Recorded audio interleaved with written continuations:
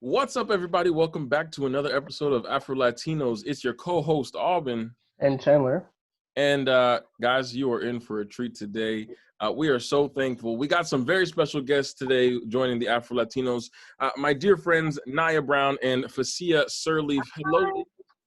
Hi. Hello. How y'all doing? We good. Well, I'm good. I don't want to speak for you.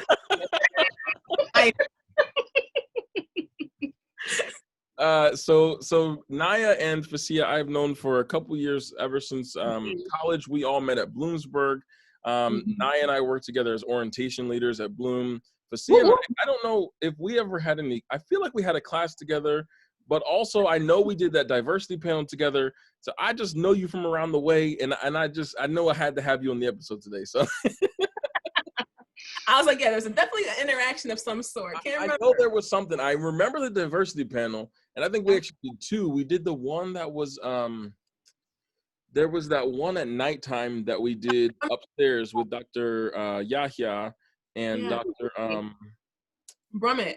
Yes. Brummett. Love Brummett. Did you were you a part of the one that we did for the high school also? There was like the local high school. Yes, I was in that one. Yes. That was in CARE. Yeah. But anyway, so we've known each other for a little bit around the way. And actually, Naya and Facia, during our time at Bloomsburg, had a show, right? Lady, you guys had your own little podcast type of deal. The Facia and Naya show, or is the Naya and Facia show? I don't know who. I think it was Facia and Naya. We was doing our thing on campus. Yes.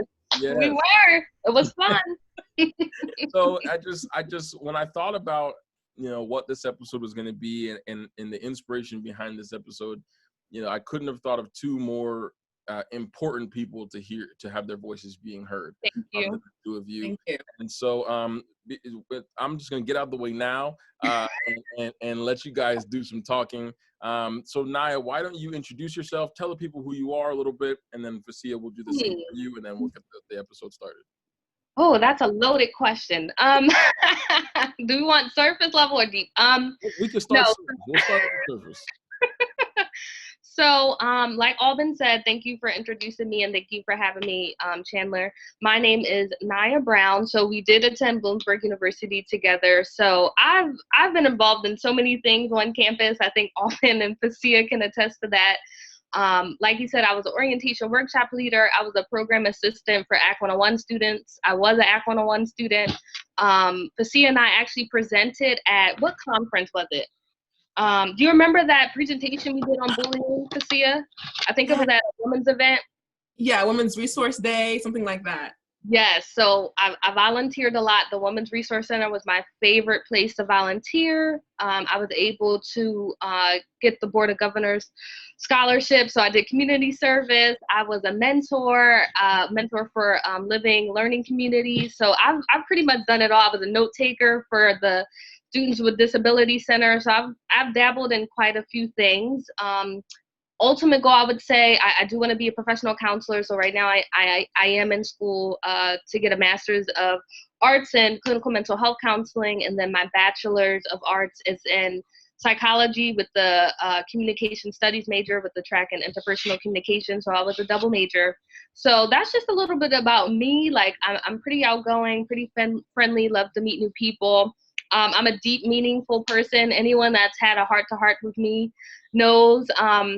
I love that I'm a Black woman. Like I own all of that. Yes, all the way. I think my people are beautiful. I think we're unicorns. We're magical. We're all the and above. So I'm really proud of my roots, and that's pretty much it. I'm not gonna go into too much detail because I can talk your heads off, but I'll leave it at that. Thank you. I was laughing during that because Janie's listening to your list of degrees and accomplishments, and he's like, "Oh no, no, that's nothing." Please. I was like, I know I'm busy, but I thought, I didn't do nearly as much as you, Naya. But no, please. Everyone has their own accomplishments. Please, you guys are accomplished. Look at what you're doing on a podcast. Are you kidding? That's an accomplishment. Come on. Listen, anybody can do a podcast. You know what I'm saying? No. Yeah. Thank you. All right, Facia, let the people know who you are. Okay, so thank you both for having us. Yes. My name is Facia Sirleaf, Liberian born. I'm very proud of that. Yeah, I came to the United States in 2001 at the ripe old age of 5. You know, been there for a minute, this American thing. And like you guys said, we all, did Bloomsburg together. My bachelor's was in double majored in anthropology and communication studies with a gender minor.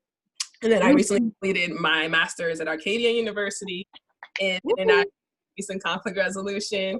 But overall, between undergrad and grad, my focus has mainly been on the northern region of Africa, specifically Morocco, and understanding how race and ethnicity and how all those things intersect with culture and gender and sexuality.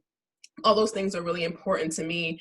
And right now, I'm currently a grants associate with National Philanthropic Trust. So we administer donor-advised funds, trying to get money out there to international and domestic NGOs and those kinds of things. And ultimately, I want to own my own NGO, and I've been thinking about it a lot lately. That's something I have to. It will happen. Yeah. You will. Really, I want to open an NGO in Liberia, so that'd be really cool. But that's a little blurb about me, Listen, Cheney. It's amazing. Cheney, doing this show with you, I am often the smartest in the room. At least, because I have my final degree. I got my BSED. Let me saying I got my bachelor's of science and education. Let me throw it out there. Since we listen to degrees out here. But listen, I have quickly realized over the last 4 minutes that we've been in this thing, I am no longer the smartest person in this call. And so I am like, okay, let me remember what's the NGO. How do you There's no more credit. No. Knowledge is subjective. Knowledge is subjective. Exactly. So well, thank you both so much. We are so thankful to have you here, and we are so excited to hear your voices, to hear the things you have to say, to explore your minds. And I know this is going to be a very thought-provoking episode. And like I said, even before we started recording, there are so many voices that need to be heard, and so many people we need to hear from. And one of those people for sure in this year, in this age, is Black women. Yes. So I strongly feel like Black women should be supported, and that they are not supported enough in all facets of life. And it's not just Black women, it's Black people, minorities in general. However, on this particular episode, this episode is all about you and amplifying your voices. And so we Cheney and I are going to take a step back, and we're going to do a lot more listening than we're going to be talking on this episode. And so it's going to be the Facia and Naya show again. Back, Naya. Yes, we are back. But I want to start the episode. Cheney and I in previous episodes have talked a lot about our culture and how that's defined who we are, how our lives have kind of shaped who we've become, and how our identity has been shaped over the years being here in America, and exploring our Blackness, exploring our ethnicities and our races. So, all right, Cheney. And so Cheney has to go for a quick meeting. He'll be right back. Okay. Just letting the audience know because they can't see the chat. So Naya, Facia, whomever would like to start, can you tell us a little bit that's the question I want to ask. How would you explain your journey in discovering who you are, your identity, your Blackness, your Americanness, your Facia as an immigrant, your Africanness? How did that all become who you are? Was it an easy journey? I'm sure it wasn't, but for the audience's sake, what was that journey like for either of you, whomever would like to begin? Facia, you go. Okay, thank you, Naya. For me, if I had to describe it in one word, I would say, and maybe Naya would agree with me, like I would do the word turbulent. Yes. Right? It's been moments where I understand where I am and who I am, and then it's shaking a little bit, and I'm like, hold on, wait, I have to reanalyze this. I have to repurpose what I was gonna say, or I was thinking about something. And coming from Liberia and then going to Ghana and seeking asylum and then coming to the US, you come with a very strong sense of who you are, a very strong sense of your African. And then I found myself having to navigate how to combine my Africanness with my newfound Americanness. And I didn't do that as gracefully, 5-year-old. I was like, wait a minute, I'm African. Like, why are they trying to put me in this box? I'm not African American. Like, I had so many like ideals around what that meant, and it didn't coalesce in my mind very well. And it's just been very hard to navigate that with the world looking at you, with other Black people looking at you, other African Americans, other Afro individuals. And it can be hard sometimes because you can feel like an outsider. You can feel like you're not quite fitting in with the group that you thought you've always been fitting in with. And me and Naya have had those discussions, and I don't know, Naya, do you want to jump in a little bit right now? Sure. Oh my gosh, yes. I loved everything you said. And your perspective is unique because you're coming from, you know, migrating over here and that difference. And I like the quote Black Panther because I feel like they depicted this beautifully, right? With King T'Challa, you know, just coming from that rich African culture. And then you have Killmonger, you know, African American, his dad, you know, from Wakanda, and his mom was African American. And I think it's that disconnect between people that identify as African and people that identify as African American. And it seems like there's been this disconnect for a while. And it saddens me because my experience is like, listen, at the end of the day, we're all Black, we're all people of color. If people see us, they group us in this box, and that's just what we are. And I think we need to respect the fact that, you know, we have people that have migrated over here that can teach us so much about our African roots that have been lost. Like, some people, myself included, I don't know too much about my ancestry, which bothers me. That's why I want to get my DNA done, just to kind of see. It's so sad not to have that connection to who you truly are and who you're truly coming to. So I embrace you, Facia. I love that you're here because you can give such a unique perspective. In terms for me as an African American woman, I think that at a very early age, I realized that I was different because I was Black, right? Even though I might be lighter, I might appear lighter to some, it doesn't matter. Like, my experience was still, like you said, with turbulence. There were ups and downs. It's like an emotional roller coaster. So there's been moments where I felt proud to be Black. And then there's moments where I don't question myself, but I question why people have such a problem with the melanin in my skin, or with how kinky or curly my hair is, or how we're treated. So I think that with me, I've always tried to embrace my natural self. And it was a journey because growing up, I had relaxers, I had perms. You know, my hair was always straight. I never even knew my hair was curly until in college. I remember after I finished my first year, I was like, you know what? I want to go natural. Like, this is my natural hair. I've never even seen my natural hair for real. Let me just do that. And I fell in love with my natural hair. I fell in love with I don't want to say it's a curly hair movement, but I just fell in love with embracing those trenches, those kinks, those coils. And it saddens me because I feel like we've almost been conditioned to try to appeal to a European dominated, you know, field society. Like, you know, the straight hair, the light skin, you know, colorism, that whole thing, the plastic surgeries, you know, just all these things that are trying to keep us away from how we truly appear. And as a spiritual person and a child of God, I love the Lord. I feel like I'm made perfect in His image. Like, there's nothing wrong with me. And it's so sad that we're constantly being told that there's something wrong. We're constantly being told that we're not good enough. Our culture is constantly being appropriated, which really upsets me. Like, recently, and I know people are going to probably shoot me in the back. I'm not the biggest Beyonce fan, but her Ivy Park models, I don't know if you guys heard about the Russian models that were, you guys should look it up. There's 2 Russian models that basically are accused of blackfishing. So their skin looks lighter, kind of like mine, and they're in these jumbo individual braids. One was in, and one had like curly, kinky hair, like type 4 hair, and they were dancing, and they had the big earrings, like swags.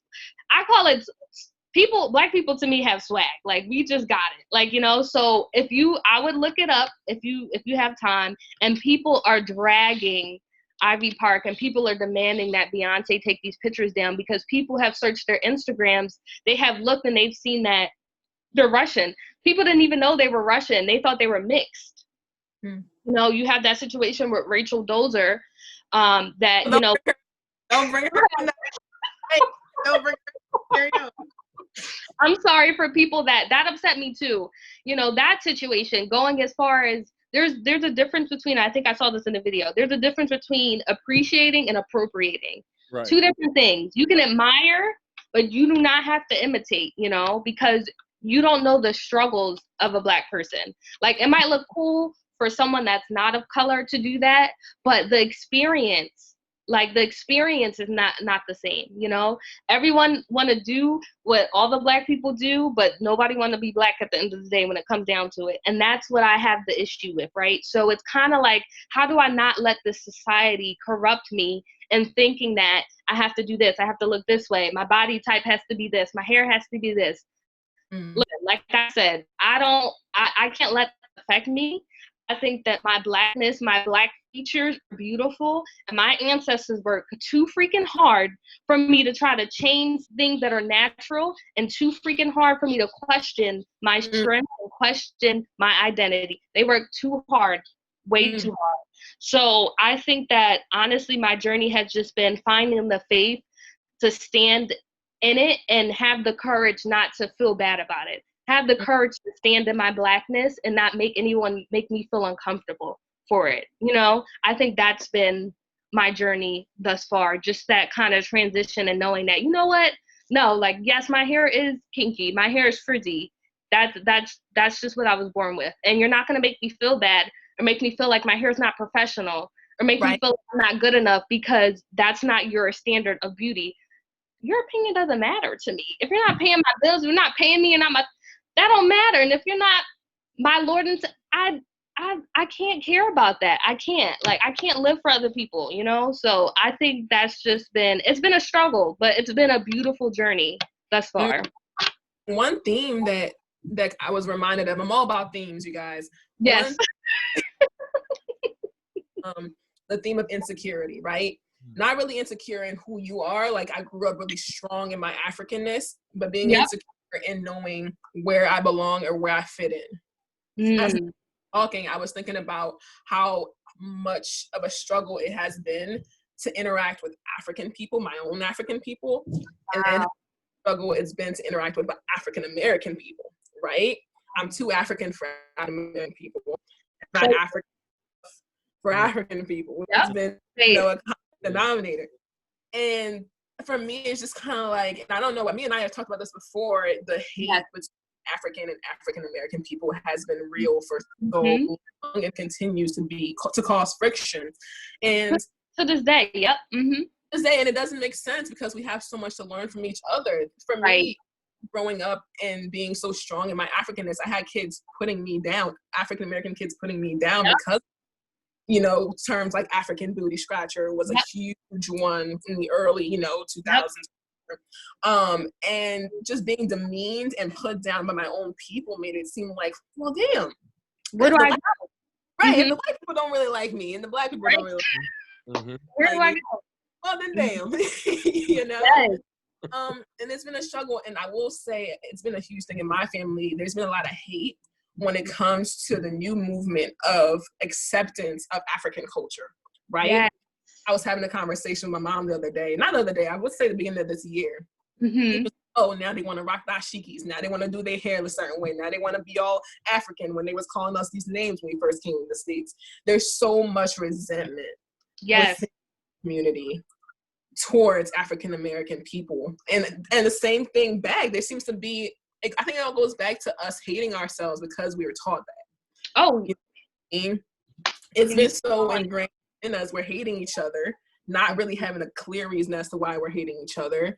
And all of those things could be sort of, a bridge, or we can fix those issues if we were to just have conversations. You know what I mean? Or share cultures. There's so much that I came into the States with, not knowing when it came to slavery. I knew nothing about slavery. I didn't even know slavery. Wow. They don't teach slavery in Africa.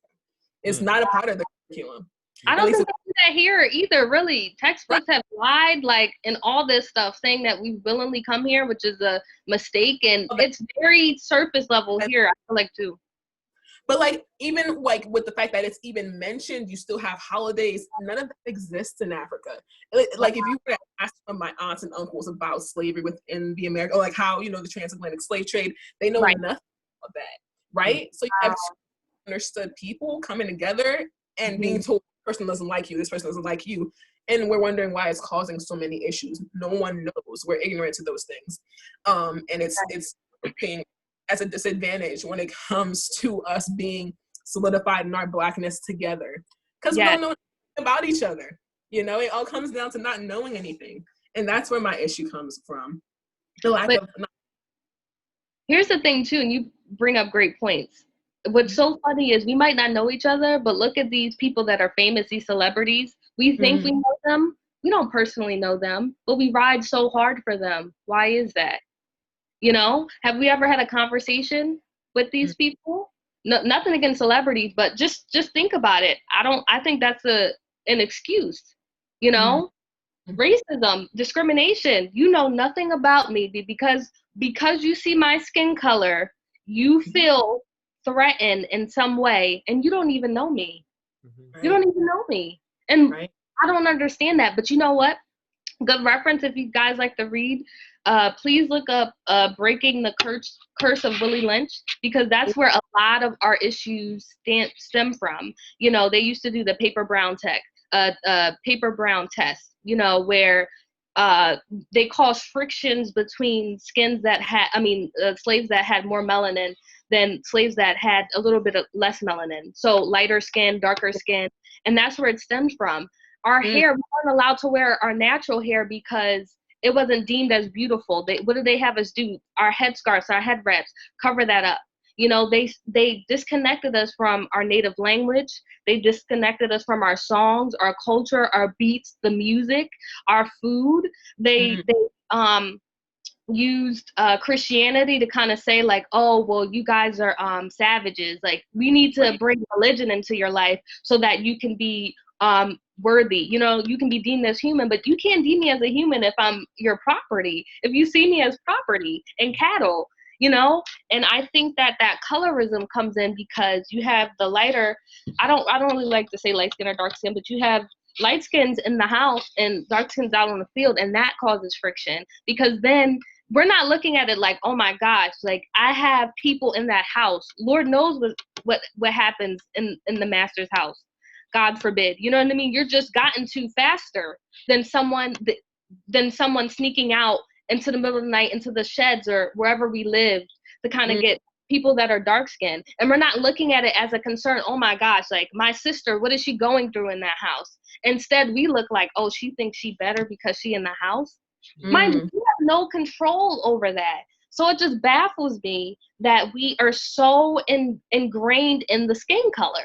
Like, this has been embedded. Like, they've broken down the Black family unit. They thought that was a threat, and you see it all the time, like broken Black families, which breaks my heart. You know, we how Black women are so strong, and that's problematic because, yes, I am strong, but that doesn't mean that I shouldn't have to carry everything in my hands. I still get weak too. You know what I mean?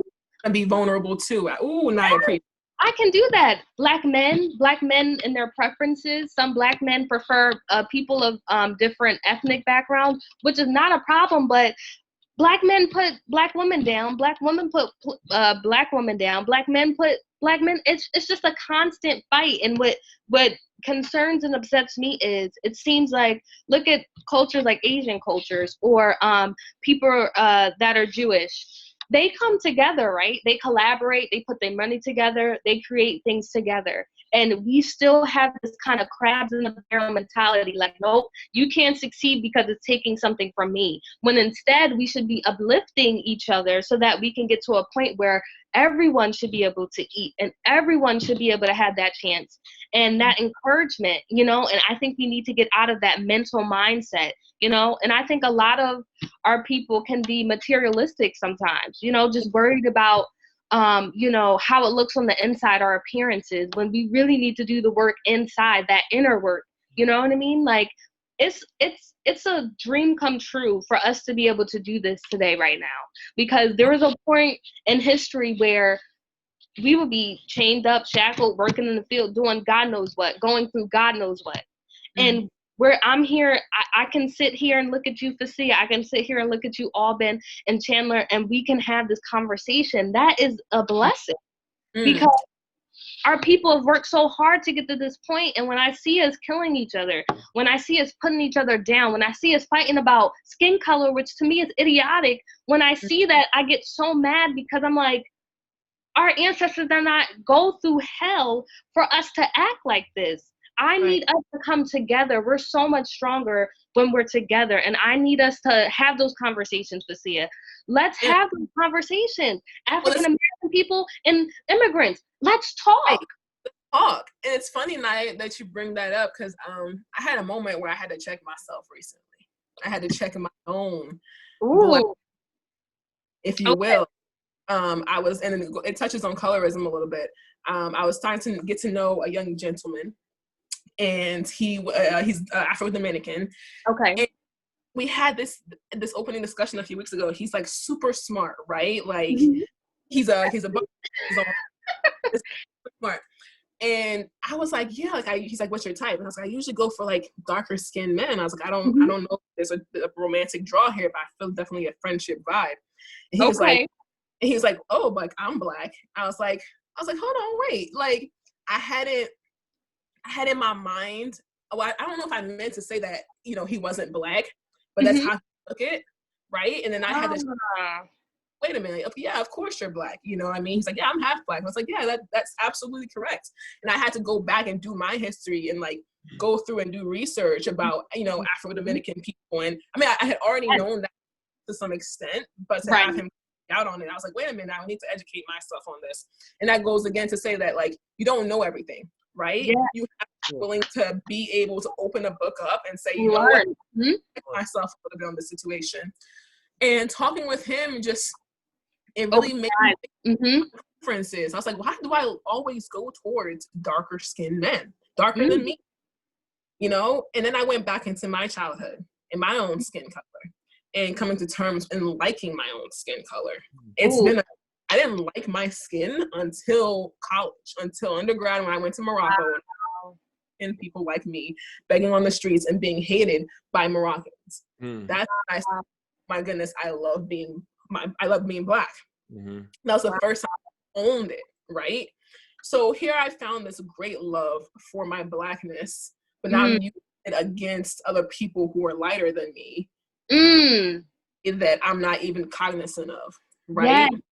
And that just, to me, is detrimental. I'm like, here's this amazing person that I would like to get to know better, but I'm stuck because he doesn't block. Right. You don't have a characteristic that I deem to be the it factor. Herbie. And if I can jump in, Facia, I actually have an interesting question for you. I don't know if you know this. Is this gentleman, was he born in the Dominican Republic, or is his family from the Dominican Republic? I believe he was probably born, or maybe I'm not entirely sure, but I can definitely ask. I've been wondering that myself. So as an Afro-Dominican also, you know, and I've heard stories from my mom's family, and so colorism is actually huge in the Dominican Republic also. Yes, it is. For white, like lighter skinned Dominican, like even like my grandparents, my grandmother is rather light skinned as a Dominican woman. I mean, even she could probably pass for white, honestly, in normal circumstance. And my grandfather is more of my complexion.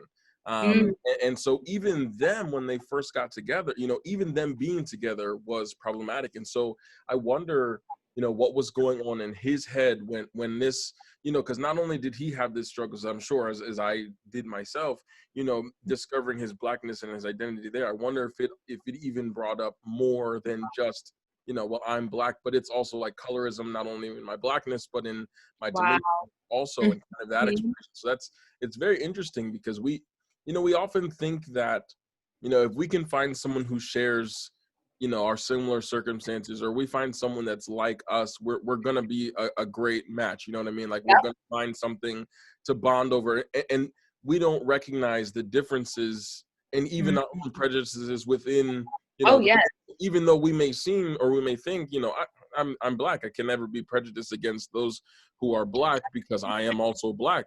You know, we don't realize, depending on the spaces that we grew up in, depending on the people that we were around, how that really affects us, until, Facia, you're in a situation like you were, and you're like, well, maybe, so it was me. Like, it's not, you know, it's not that person that had the issue. It was me. And I know I've been there. In fact, you know, one of my shining moments in my life, not that one that I care to think about too much, but during my undergrad, I didn't start out at Bloom, but I started out at Millersville. Yes, I remember that. And so, you know, my first year, I had a particular friend group that I spent time with. You know, one was a white guy from Danville. One was he's actually Nigerian, and another was a black woman from Philly. And she and I often butted heads because apparently I had said something at some point in my life during our time knowing each other about black women. And apparently it had been negative towards, and I would have never, I don't even remember, honest to God, she said it and I don't even remember saying it. I don't even remember what I said. I don't remember what it was. And I remember getting into like a knockout, drag out fight with this girl, not physical, a war of words, because, you know, she took offense to this. She never said anything at the time, but when, you know, things grew to the point of tension and to that contention, you know, it was like, oh, you said this at this point. And I was like, well, why would I say that? Like, I'm black. Why would I say that about something? And so now looking back at and trying to figure out who I was, and like, I am black and I recognize my blackness, but that was the first time my undergrad in college would have been, outside of one person, the only time I would have been interacting with black people that were not family. Wow. I was born and raised, I was born in Western PA, but I've been in Central PA for the last, 20, I think we moved here in 2001. So almost 20 years. I was 3 when we moved here. So all I've ever seen and known and if you remember Bloomsburg area very well, but in this area, there's not a ton of people that look like us. You know what I mean? And so even as a child, there was so much less than it is now because of the migration and everyone coming in and out. And so I realized just how much, my life was shaped and how much my views were shaped by the white people surrounding me and that I was friends with. I never even would have imagined that some other black person could be calling me on something like that and saying something that degraded another black person, because that's not, in my mind, I would have never done that because I'm black. Why would I do that to my own people? And so until we get called on the pedestal, until we really are called to attention for that, we're never really going to know what prejudices we have until they occur. And so I thank you for sharing that, because I think that, there are so many people that have had those experiences that, and they might think, am I the only one? Am I the only one that's ever done this? Am I the only one that has said something? And quite simply, you're not, because we all, we're still human. As perfect as we want to seem, we all make mistakes and we all do things that we regret. And so that's and I wish, I don't, if I messaged her, I don't think she'd ever talk to me again. That was like, I texted after a year, but I really don't think we would ever have a conversation.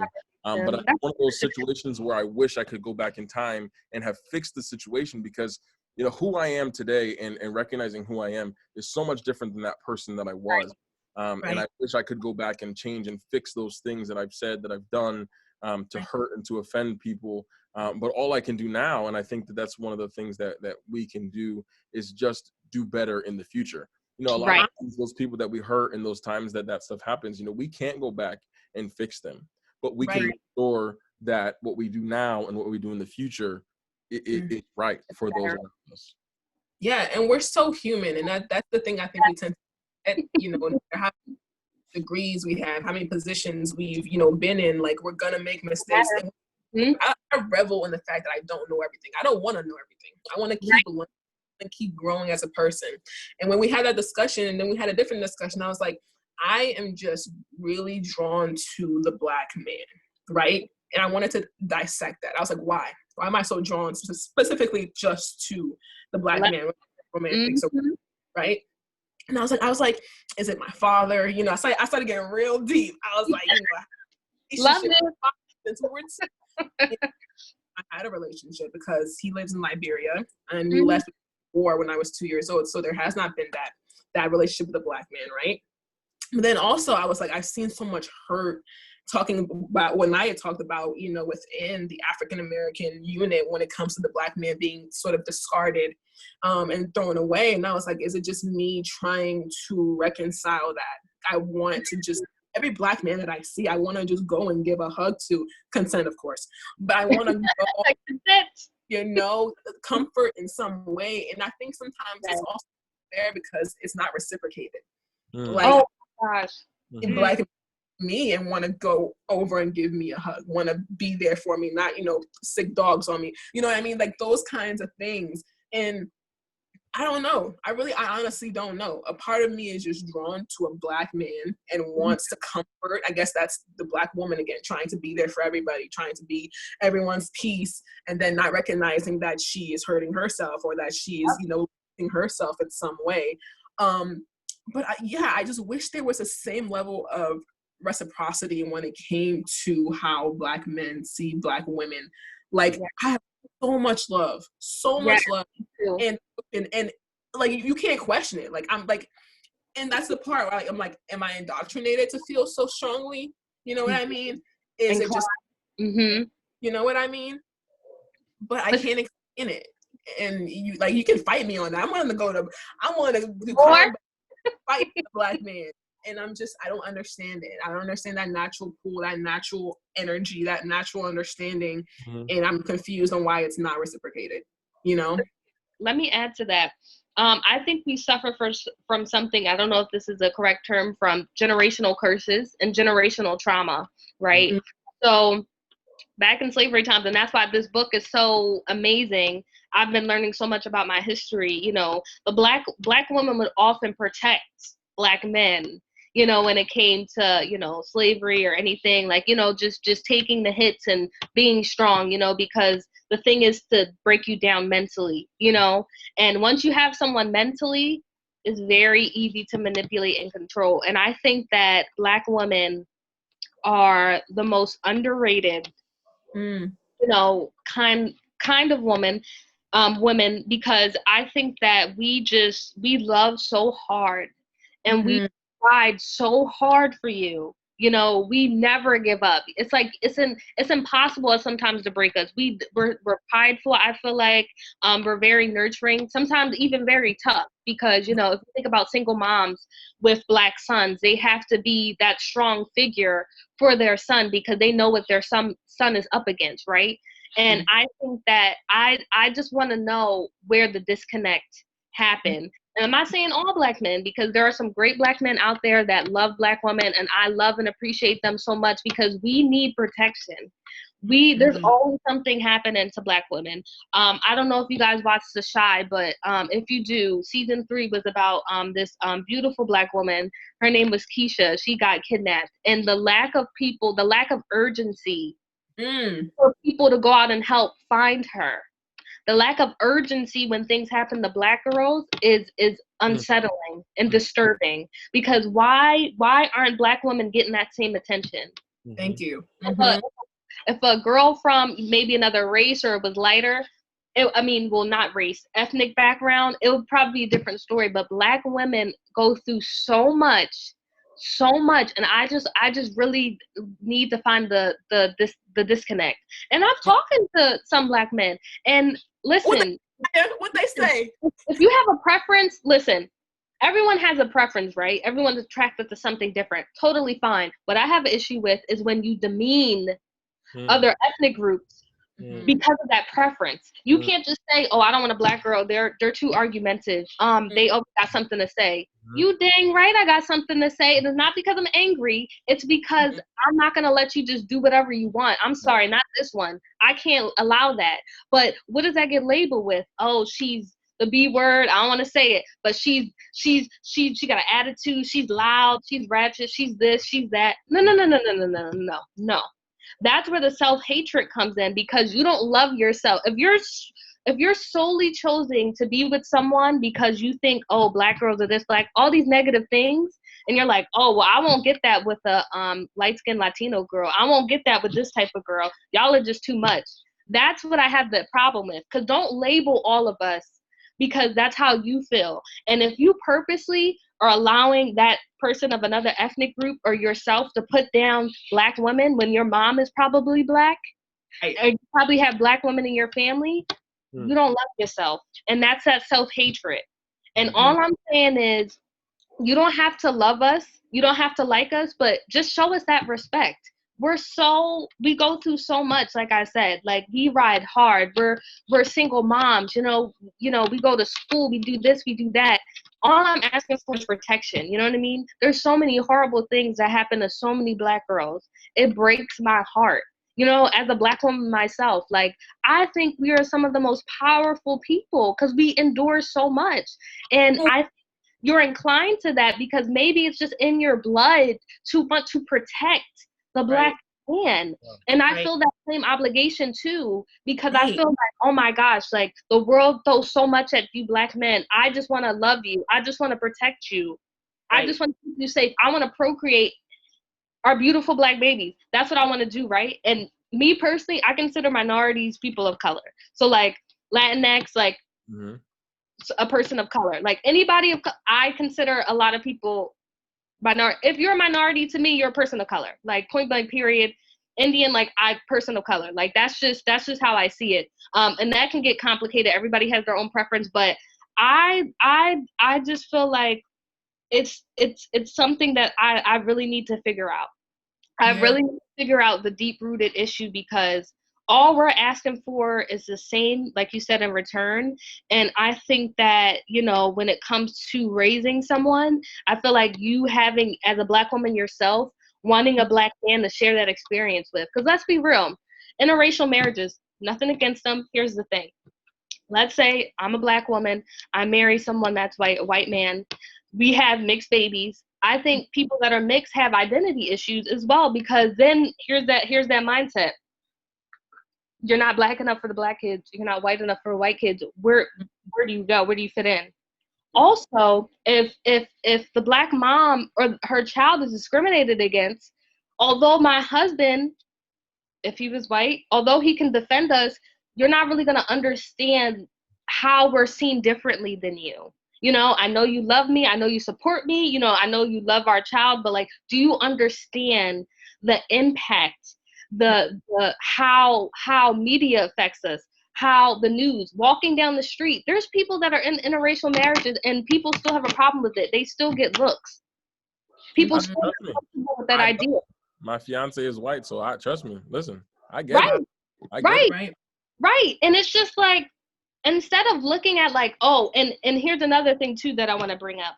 Sometimes I feel like black women do feel some type of way that black men are not with black women or women of color.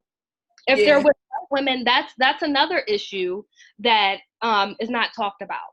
And I think where the problem comes in, I don't know if it's necessarily black women saying like, oh, I'm mad because why aren't you with one of us?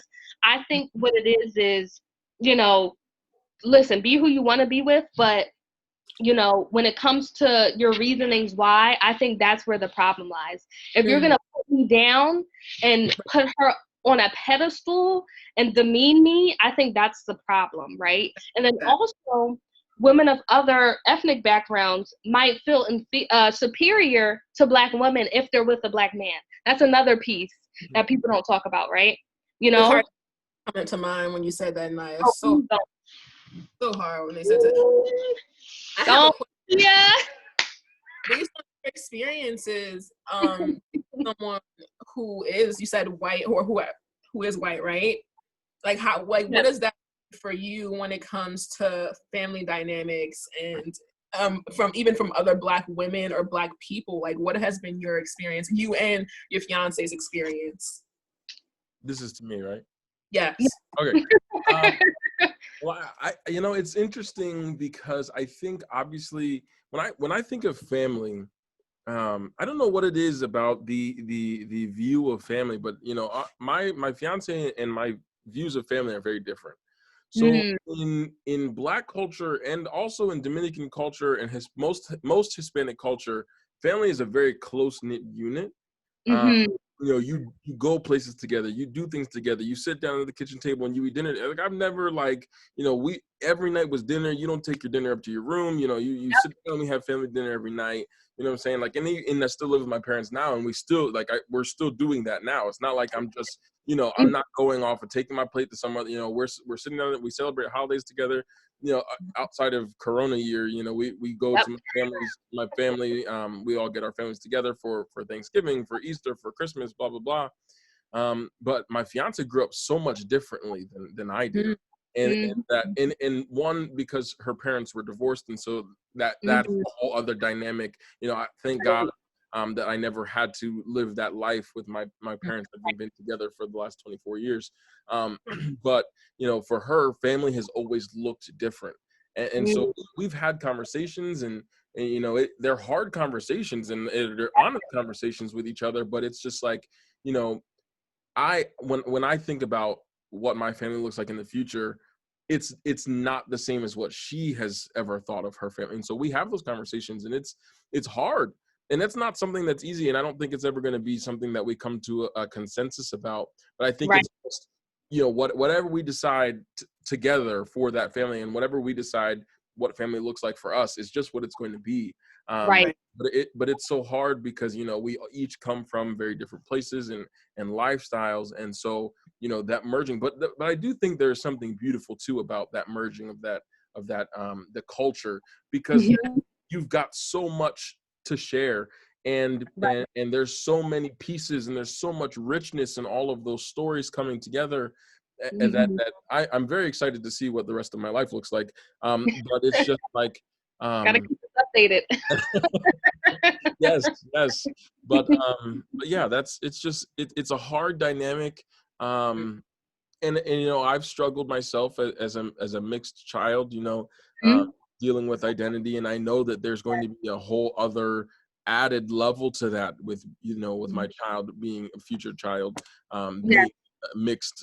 Not only will they be mixed from me, but then they're even further mixed. And so now we really have to navigate that space of where do I belong, who do I belong with? And so I think that it's going to be an interesting discovery, but I'm excited for the journey, whatever it looks like, whatever challenges that do come from it, because I imagine there will be some. I think that each of us, and not that her family is not close, because all of her family is from this area, which is nice. And so my future child, if it ever happens, God willing, her kids or our kids will have her family there to share with. And in addition to my family and our cultures and that blending. So I think that it's really not something that's easy per se, but you have to go into the situation knowing what to expect. So the only girls I've ever dated in my life are white. And that probably has something to do with that whole, freshman year nonsense. That I'm sure that around. And I'm sure at some point I said something, about my preference per se. But it's just, who I've been around and the opportunities that have been, I don't want to call women opportunities, but the relationships that I could have been in were very limited. Knowing that for me, an interracial relationship was probably what was going to end up happening. You have to go into that knowing what to expect and being ready for the stares, being ready for the looks, being ready for the judgments, the assumptions, and all of that thing. And so it's not for the faint of heart. And I remember having a conversation with, I don't remember who it was, but but for me, I'm used to seeing the stares. Mm. Used to the assumptions about myself. I remember having a conversation with someone and they were like, well, if I were to have a kid in that same situation, like, I don't know how I would be able to react because I've never had to deal with it. As a white Right. person, I've never had to deal with, someone crossing the street, when I walk next to them, like, clutching Right. your purse closer to you. And I've never had to deal with that. And so, like, how do I deal with that with my kid? Like, when my kid is the object of that persecution and that object of attention, like, how do I navigate that space? And I'm like, oh, you're gonna have to figure it out just like the rest of us did. But Oh yeah. but yeah. And I think you make up a great point too about, preparing your children for that, because that's just something that's just going to be their reality. And it's like, unfortunate. It's so unfortunate that has to be that way. It's unfortunate that with all of the stories of police brutality and why do I have to explain to my 4-year-old kid that you're Black and you're different and people are going to look at you that way? Why do I have to prepare my mind and my future kid's heart for that? Why did my dad, when I started to drive, why did he have to have that conversation with me? And the times that I've been pulled over, because I tend to have a little lead foot, but those times where I'm like, okay, being in Central Pennsylvania, is this it? Like, is this the time that I'm catching someone on the wrong day? Like, being in an instance where my car is a funny story, not really funny, but funny. So I'm driving down 80 and I'm on my way home from Bloom. It's a whatever day, I don't know what it is. I'm in the left-hand lane and my car all of a sudden starts to stop. I'm losing acceleration. I'm going 80 miles down the highway and all of a sudden I'm losing acceleration. My exit is like a quarter of a mile down the road on the right-hand side, but I'm in the left-hand lane. There's no time as rapidly as I'm decelerating. There's no time for me to get over on the right-hand side. So I remember pulling into the little median in the grass on the left, almost down a little embankment. And I remember stopping and calling my dad and like, I don't know what to do. He's like, call AAA, blah, blah, blah. So while I'm sitting there calling AAA, waiting for the tow truck to come, a police car comes up behind me. Oh God, my heart. I'm sitting there like, and I remember sitting there. It's the middle of the, thank God it's the middle of the daytime. Like, it's not like whatever, but it was like, okay, why is there a policeman behind me? I'm not doing anything wrong. My car just broke down. Okay, what's happening? So I remember putting my dad on speakerphone and putting my phone in my lap and saying, Dad, I just need you on the phone right now. Like, I need to be here. Not that it's always that fear that something's going to happen, which is tragic because I know that not everyone has to feel that way. Not everyone feels like, oh my God, am I going to get shot if I make the wrong movement driving my car? Like, that's not something that everyone has. Yes, no one likes being pulled over. Everyone, has that distrust of the police, not the distrust, but the fear of the police pulling you over. But most of that is not fear of their life or fear for their life. Right. So I remember sitting there waiting for the officer to come to the car. Before the officer got to the car, another police car pulled behind them. So now I'm sitting here freaking out because there's now I'm by myself in this car, and there's now 2 police officers behind me and I didn't even do anything wrong. Right. And they came up to me and they spoke to me and they're like, what are you doing? What's wrong? Like, are you okay? Blah, blah, blah. And I'm like, well, my car just stopped. Like, it just stopped moving while I'm driving. And like, oh, well, you should really have pulled over into the other side. I'm like, listen, like, I didn't have a choice. This is not like, I didn't do this on purpose. It's not like I just voluntarily said, oh, you know what? I feel like doing this. So it's like, I just remember being in that situation and being so nervous. The more cop cars that came, the less safe I felt. Which is more feeling because I think it was only 2, but even 2 was too much. You know what I'm saying? Yeah. It's like, and I'm at that point. I was probably, if it was my senior year, I would have just been 20. I didn't turn 21 until I started teaching. So like, I don't know. I'm a single Black man in the car. I'm 21 years old, college student. Like, this should not be, I should not have to feel this fear because I know not everyone does, regardless of whatever it's a whole thing. Like, yeah, like why do we have to prepare our kids for that moment? You know, a speeding ticket for more than likely a speeding ticket in a white family is not going to result in anything other than a ticket or a warning or something like that. You know, so why do I have to prepare my kid for the worst? You know, why continually see this happening over and over and over again? And yeah. Like, that's such a scary experience. I think that's every, like, Black parents their child and for themselves, to be honest. So glad you shared that, Aubyn. And it reminded me of a conversation I had with some of my relatives about police brutality and Black people. And I remember someone saying, I don't remember who, my family saying, like, oh, like, we don't have to worry about that, we're African. And I looked at him or her. Interesting. Like, do you think that they give a rat's ass that we were born in Africa and that we're, you think they're gonna take Black? They're gonna knock on the window and say, excuse me, are you African or are you Black? Are you African American or are you African? Right. The whole illogical, like they're not gonna do my whole ancestry DNA before you know what I mean? You and they see Black. I was like, the fact that you would even say something that ignorant, that we're safe because of that. Like, no. Like, you obviously do not get it. Like, it does not matter. Your skin color is what they're looking at. And if you even, like, any type of melanin in you, you're at a risk. And the fact that you didn't understand hair type, appearance, tall or small. Anything that is conceived as a threat. And if you're Black, guess what? You're automatically a threat. The fact that he didn't get that was just very interesting to me. And I was like, that's not how that's not how, like, we're very much a risk. Yeah, and so this brings up another thought that I had, and this is for both of you, and it's I'm gonna bring up a microaggression that I'm sure you have heard. And one that I would just love to hear both of your opinions on and to explore for a moment. And Cheney and I have talked about it. Sorry, again, audience, I'm sorry that Cheney can't be here. He has another meeting that he had to dip out to real quick.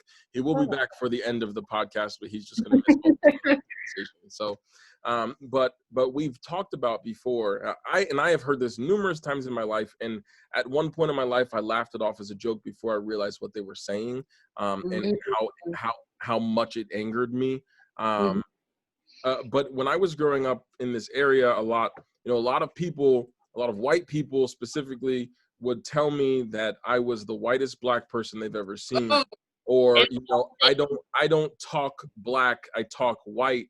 And so, what did that? As I listened to both of you, Naya, because you were raised in Philly, I can hear the urban in your voice more so than I can for Facia. Great. but we, for the most part, if I had my eyes closed, and as we are all very educated people, I think even that thought of being educated and being articulate, there's an idea of what that means. And so what did that exploration of finding your voice look like for you? Because Facia, I know that in Liberia the national language of the country is English, but I'm sure it's English spoken with an accent, as it is most other countries where English is the national language. And so I want to go to you first, and then Naya, because you were raised in Philly and how that dialect it is its own thing, and African American English as its own dialect of the English language, which I wish people would realize that African American vernacular English or African American English is a genuine dialect of the English language. We're not uneducated because, if I say, let me ask you a question, that's not me being an idiot and not knowing that the word ask is ASK. That is part of the language. And it's not necessarily even slang, but it's this dialect of English. And if I said y'all every day with a Southern accent, you would accept that as the language. You know what I mean? Oh, that's the Southern dialect of English. Or if I go to New England, if I go up to Maine and Massachusetts and I hear them call a water fountain a bubbler, I'm going to understand that is the dialect of English. And so a lot of people don't understand that African American English is a dialect of the English language. And it's not that we're stupid, it's not that we're uneducated, but it is the way that we speak. And so how did that exploration of your voice and language, how was that journey for you? Oh, that's such a deep Look, question. this is I love it. I never love it. Let's had get about. Love it. to It's been complicated, right? When I first came here, I was 5 years old. I had a very thick, dialectical accent with the English that is part of my country. So we speak English, and then based on what tribe you're in, there's like 12 tribes. You each have your language, right? But we do all speak English, and so I had a very thick accent. So I speak with it now. Sometimes when I speak too fast, you tend to hear it. love it. And when I speak with my family, I speak with accent. So when we first came, it was like taking a time out to learn how to mimic an American, and then how to mimic a Black American. And I was, why are those separated? Why do I have to learn how to talk this way, and why do I have to learn how to talk that way? I didn't even think about, and I didn't even think about that aspect either. Wow. Yep. I was like, I have to do so much learning, and I'm only 5. This is a lot. And it was crazy because when I would get validation from other white people, oh, you speak so well, I saw that as a plus. I was young. I was like, oh, I'm doing something right. I'm speaking. Articulate. I'm articulate. It means something. It means I'm coming up in the world of some sort. And then I would shift over to the Black American side. And when they told me I spoke too white, then I would sort of mix it up. I would throw in a few cuss words here and there. You know what I'm saying? You gotta do what you gotta do. Dial up the Black people. You know what I'm saying? I got say no, like it was like I was putting on a show for so many different people. To the point where high school, and I was like, I don't even know what my voice sounds like. Yep. Confused. I'm code switching so much that I'm actually tiring. The only time I really feel like I'm myself is when I'm home. Yep. And it's my mom. Like, hey, mommy, I come from school soon. I come and go get something to the store quickly. And then when we come by, when we finish, you know what I mean? That's when I feel the most at ease, because it doesn't feel like I'm putting on a show. Code switching. But yeah, it felt like I was getting validation where I needed it, and I was comfortable code switching for the longest time, and I still am comfortable code switching. I don't know how to reconcile all those 3 pieces. Right. It feels like there's 3 different Facias, to be honest. There's the African Facia, there's the Black American Facia, and then there's sometimes what people would deem as the white Facia that I don't agree with, because language isn't racial. It isn't like it's language. Right. So to appropriate, or to appropriate anything that is well done as white is very disturbing and very very indoctrinated within African people, and African American people, or Black people in general, because I've had so many people who are Liberians, who are from West Africa, tell me that I speak so well and that I shouldn't speak my African dialect because it doesn't seem as proper, it doesn't seem as well put together. Like, if I see you come from America, speak like an American. I'm like, no, I want to speak. I'm home. Let me be free a little bit. Damn, And I've had those conversations, and I'm just kind of like, even African people are indoctrinated to think that speaking a certain way is how things should be. They're not able to see that versatility and that multifacetedness in language and in dialect. And I'm just a little confused, but I'm not confused by it. It makes sense. White people came over and, just messed everything up and, put their own way of speaking onto things. And we haven't been able to really shake that yet. And it's hard. It's hard to navigate. I don't know about you, Naya, but it's hard. Oh my gosh, I couldn't agree more. And I can't agree with, you being, migrating over here. I can't agree with that part, but I do feel like you touched on a lot of great things. These different hats. I'm kind of sick of these categories that we're supposed to be having, these labels that we're supposed to have. We're supposed to fit in this and nothing else. I think that people need to look at us human beings as multifaceted, like you said, multiple sides. Not like, people take that like a negative connotation. I'm a Gemini, right? So people, oh, you're two-faced. It's not even that. Like, we're so intricate as human beings and complex. Like, there's multiple parts of a person. Nobody can just be just shy all the time, 24/7, 365 days of the year. It doesn't work like that, Like, there's multiple dynamics, and as we evolve as human beings, we're gonna change. We're gonna enhance things. We might take away things. It's a changing. It's a process. It's a journey, right?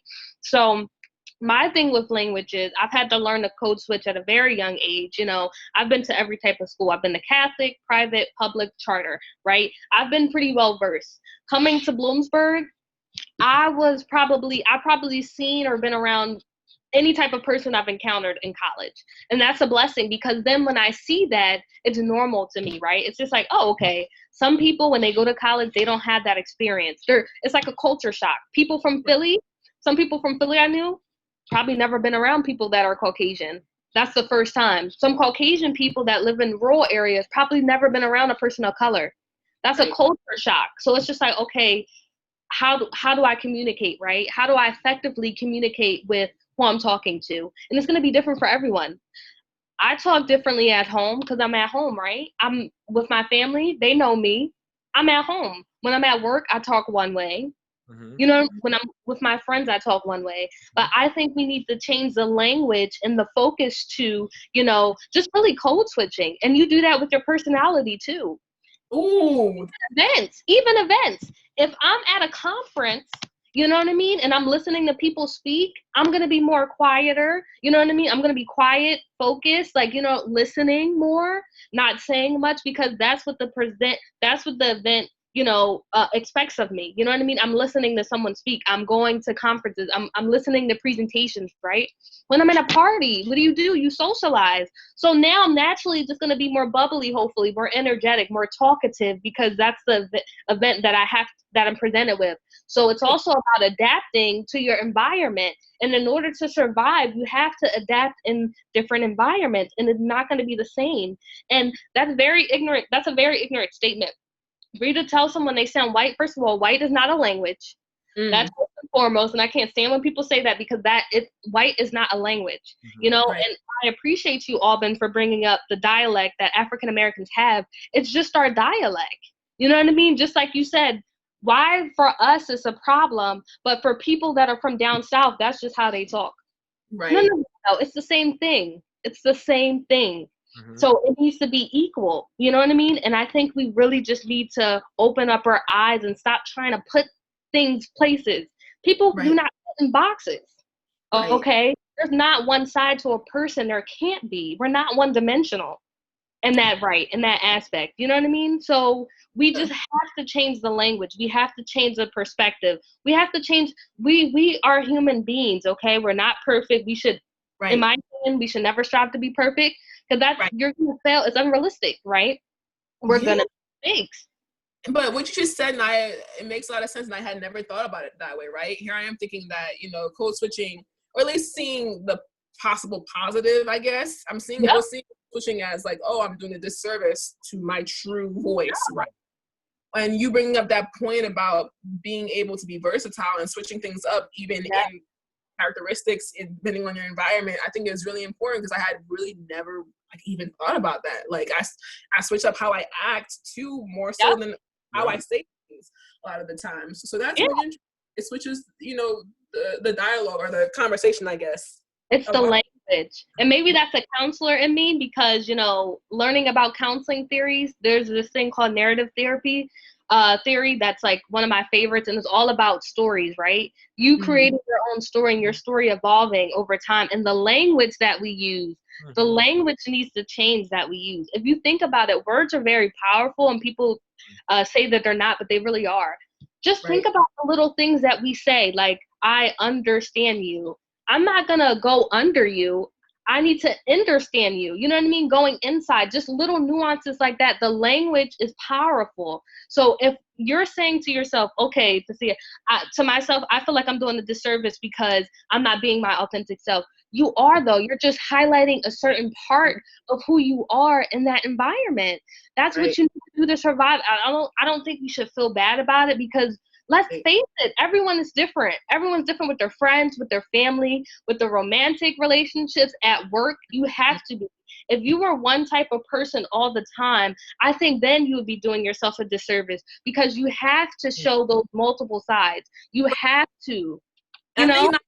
Time that has been an issue when it came to code switching was every time a white person praised me for it, where I didn't think it deserved that kind of praise, right? Anytime I said, oh, you're articulate, that's when I was like, okay, now I'm feeding into whatever misconception or overgeneralization you have about other Black people, and that makes me feel uncomfortable, right? So then I'm comes in.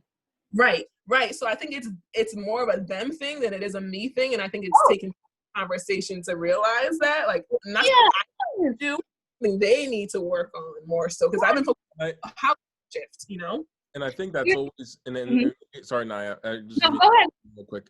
I think that, yeah, maybe it's the educator in me, but it's always that educator standpoint that, you know, for a long time, as I said, I accepted that as just the way that people were, and that's the way they were going to speak to me. And, you know, they were just going to say those things because they were ignorant, and it's fine. But until and it's been a long journey. And if you go back and listen, I don't want to delve too much into it, but if you go back and listen to the first episode of the podcast, I talk very in depth about my journey and my identity. And so it took a long time before I recognized who I was and where my voice was and how much power, as you said, Naya, how much power words had. And it's as simple as education does not have to be something profound at every moment in time. Education, every time you learn something new, you are being educated. You know, it doesn't have to be, and it doesn't have to be from a professional. It doesn't have to be someone with a degree. It doesn't have to be, you are being educated at every waking moment of your life. You know, that's part of what learning is accepting new experiences and learning from them. And I had to define, I don't remember what I wrote, but it's, you know, I had to define learning over this summer in one of my grad classes. And it was like, you know, every time you have a new experience, you were learning something new. And so that education moment for me came to be understanding my voice and saying, okay, you say that I'm the whitest Black person you've ever met, or that I sound white. What do you mean by that? Tell me what that means. Tell me what that looks like, because what you're saying to me, here's how I'm looking at it. Here's how I see it. And they can try and explain. And again, then you get into the whole colorblind and, oh, I don't see color, which is, you know, we all have feelings about, which is, again, problematic. We've talked about that on the show before also.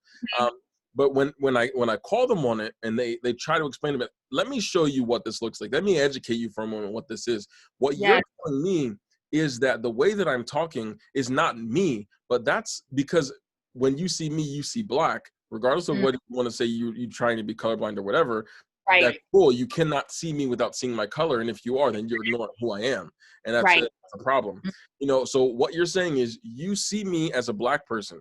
When I close my eyes and think about Black person, here's what I'm thinking about. I'm thinking you're a drug dealer. I'm thinking you're a thug. I'm thinking you don't have a dad. I'm thinking you X, Y, Z. And because you don't fit that thought, that description, the way that you're talking doesn't match the vision of Blackness that I have in my head, it's a problem. And that's why you're calling me on it. And then they're like, oh, whoa. Yeah. Yes. And it's as simple as saying something like that. And that's educating. And I think that the only cure we have to ignorance is education. And it's as simple as calling someone on something. If you are uncomfortable by something that someone said, it is well within your rights to call them to task for that. Because it is you who needs to carry that weight. If you don't say anything, what they said is going to stick with you until you process those emotions.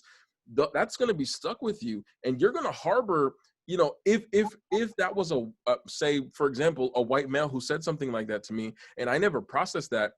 Anytime a white male says something to me that I don't agree with, it's going to further instigate that problem. You know what I mean? And every time, and then it's just going to fester and fester and fester, and that's where we end up with so many problems.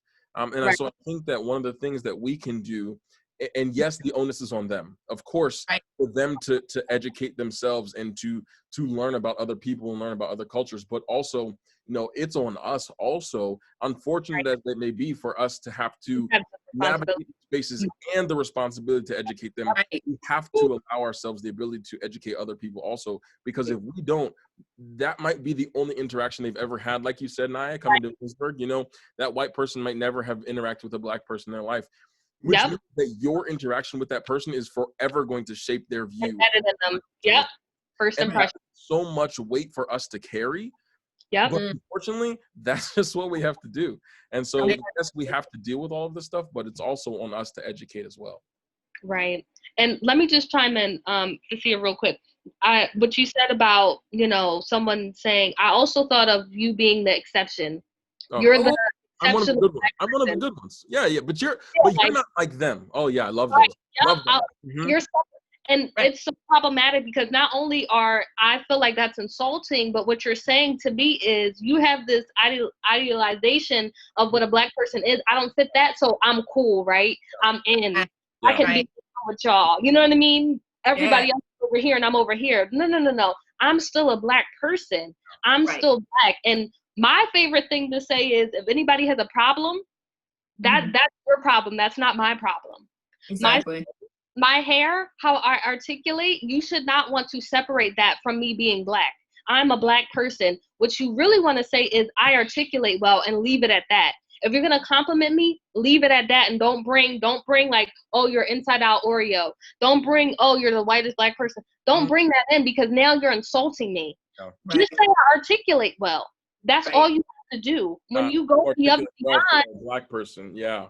Yeah. don't insult me because now you're insulting me and my people, and that's a problem. And if that's the case, if I have a conversation and I confront you about it to educate you and you still have a problem, we don't need to be friends because now I know you cannot separate your feelings from fact. Like, this is how I'm feeling and you cannot negate that in any type of way. And I'm trying to talk to you to let you know how this can be problematic. And if you don't take it well, that's a personal problem. And a lot of people have personal problems and a lot of people project their problems on us. Don't do that because I don't have the problem. You do. Okay. Right. And I don't like that. Naya, that's where like white supremacy is so sneaky that I'm learning, right? Going into get like, for instance, 5-year-old me, right, being told I speak very well, right? It goes back into feeding into the very human nature of wanting to feel special, wanting to extraordinary. Like, nobody wants to be ordinary. I don't know anybody who's like, yeah, I'm comfortable being feels great. Everyone wants to feel like they bring something to the table. And white supremacy, I think, is so sneaky in that, in fact, because it can sneak in and give you something that is disguised as a compliment with the aim to break you down as a black person and break down other black people without you even realizing it. And paying attention.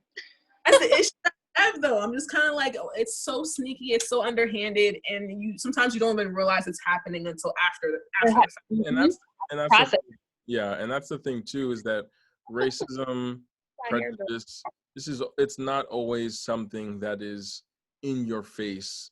Oh, very it is 9.5 times out of 10, racism and prejudice does not look like somebody walking up to you and calling you the N-word. Yeah. It's the other things that they say and that they do that really are the problem. So and I think that that's a common misconception that a lot of people have, is that, oh, well, you know, I've never called someone the N-word, so I could never be racist, you know. And another thing, and this is just really quickly, and I have, and then we'll switch topics a little bit if you guys don't mind. But another thing that I hate, and this is not just about blackness, this is not about any particular race at all, is that you know, we often are a lot of people are quick to use the R word, the racist word, and define someone as racist, which I do think that there is some level, there is some truth to that, but it's not always the case. It's a really heavy word when you really think about it. But you can be racist or you can have prejudice against someone that is of a like, if you and I have problems, like say you and I, you know, now Cheney, we'll use you as an example. You're Puerto Rican, I'm Dominican. Not always much love there, typically in cultures, right? But you know, I can have a friend that is Puerto Rican, and I can't say that I'm not racist, but then go around and talk about a white person and call them all types of degrading things, and you know, going down. And if I was talking to a white person, you know, me and a white person are best friends, you know, they can say, oh, I'm not racist because I have a black friend.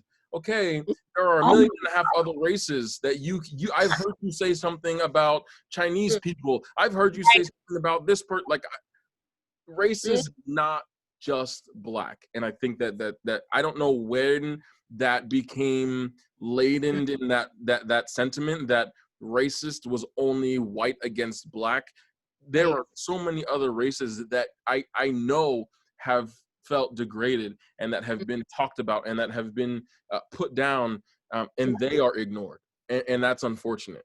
So I just think that people need to realize that you can have prejudice, and it doesn't have to be against a Black person. There are other, like you said, Naya, there are other people of color who you could be offending with the things that you're saying and that you're doing. You should not only be looking at your interactions with one group of people, because that's not the reality. All minorities. Right. Agree. Can I just add on something really quick? I think that, and I don't know the reason and why, but I think that's the standard, because there's been so much conflict with Black and white people that I think that's the ultimate, like, when you think about racism, discrimination, all that, that's the first thing people think of, because that's the most prominent in terms of being highlighted and being played out. And I think that you make up a good point. We need to think about all discrimination, all prejudice, all of it, because there are people of color that could be presidents towards other people of color. Like you said, Latinx, people maybe that are Indian. Like, there's so many different nuances. It's not just Black and white, but I think that that's the standard, because for so long it's been Black versus white, Black versus white, Black and white, Black and white. Like, that's the standard. But like you said, we have to open our eyes and look at the whole picture. Also, people can discriminate towards abilities. People can discriminate socioeconomic status, religion. You can look at sexual orientation. You can look at anything and discriminate against someone for it. And people probably think it's just ethnic purposes, because I think that's the golden standard. Like, discrimination, oh, Black and white, oh no, I'm not like that. No. What about sexual orientation? What about socioeconomic status? What about who do they call people that are able? Like disabled versus able-bodied. Yeah, able-bodied. Like, there's so many categories, and I think we always need to be mindful of our interactions. We need to be mindful of our language, our body language. We need to be mindful of the words that we say, the energy that we give off. We need to be mindful, because it's very subtle. And if, like you said, Facia, how in the beginning you were challenged, you won't know sometimes until you're challenged, until someone points it out, like, hey, you realize what you just said? And that's one of the things. Go ahead, Facia. I'll jump in after. No, I just want to, like, and I revel in those moments, like, always trying to learn more. Like, you can never not, want to learn in any capacity, whether it's on campus, whether it's literally in line, and like, you can always learn, like Aubyn was saying earlier. Yeah. And that's one of those things that I make sure to start my year with. The first day when I open my classroom and I'm laying out my classroom expectations, is explaining how much words have importance. So there are words that are not permitted to be used in my classroom. And because they're so frequently used outside of these contexts that they've become normalized in our society. So the two words that I will never allow my students to say, besides the obvious curse words and things, and there are 2 words that are not able to be said in my classroom. One is the R word, and they like, wait, which word? 2 R words? Racism, and the other one for disability. I don't want to say it. This disabled one. So I'll say it for the purpose of education. I'll say it, and that's what I say. I'll say it now, and that's it. That's the only time everyone. Don't come for him, y'all. So the first one is, you are not able to call anything retarded in my classroom. You cannot define that as a test. You can't say that was I don't care what it is. That word is not allowed in my classroom. And the other is the G word. And then they really look at each other and they're like, what is the G? What are you talking about? Gay. Okay. It's become normalized in our society that we can call something gay. Oh my God, that Spanish test last week was gay, or that. That's or that. What you're attributing to that word is that it's problematic, that it's stupid, that it's dumb, there's so much that's held when you say that. Then the moment that someone has a disability, or the moment that someone is gay, and then they're hearing this and they're accepting that, and so that's who they start to believe that they are, because they've heard that word normalized so much. And so from the first day of my classroom, and you'll see, and it's so sad that it's so normalized in society, because you'll see, like, in the classroom, I'll hear it, and like, they look at me and say, "Sorry, Mr. Johnson," and I'm like, okay. They're learning that it's not okay, and that I'm always listening.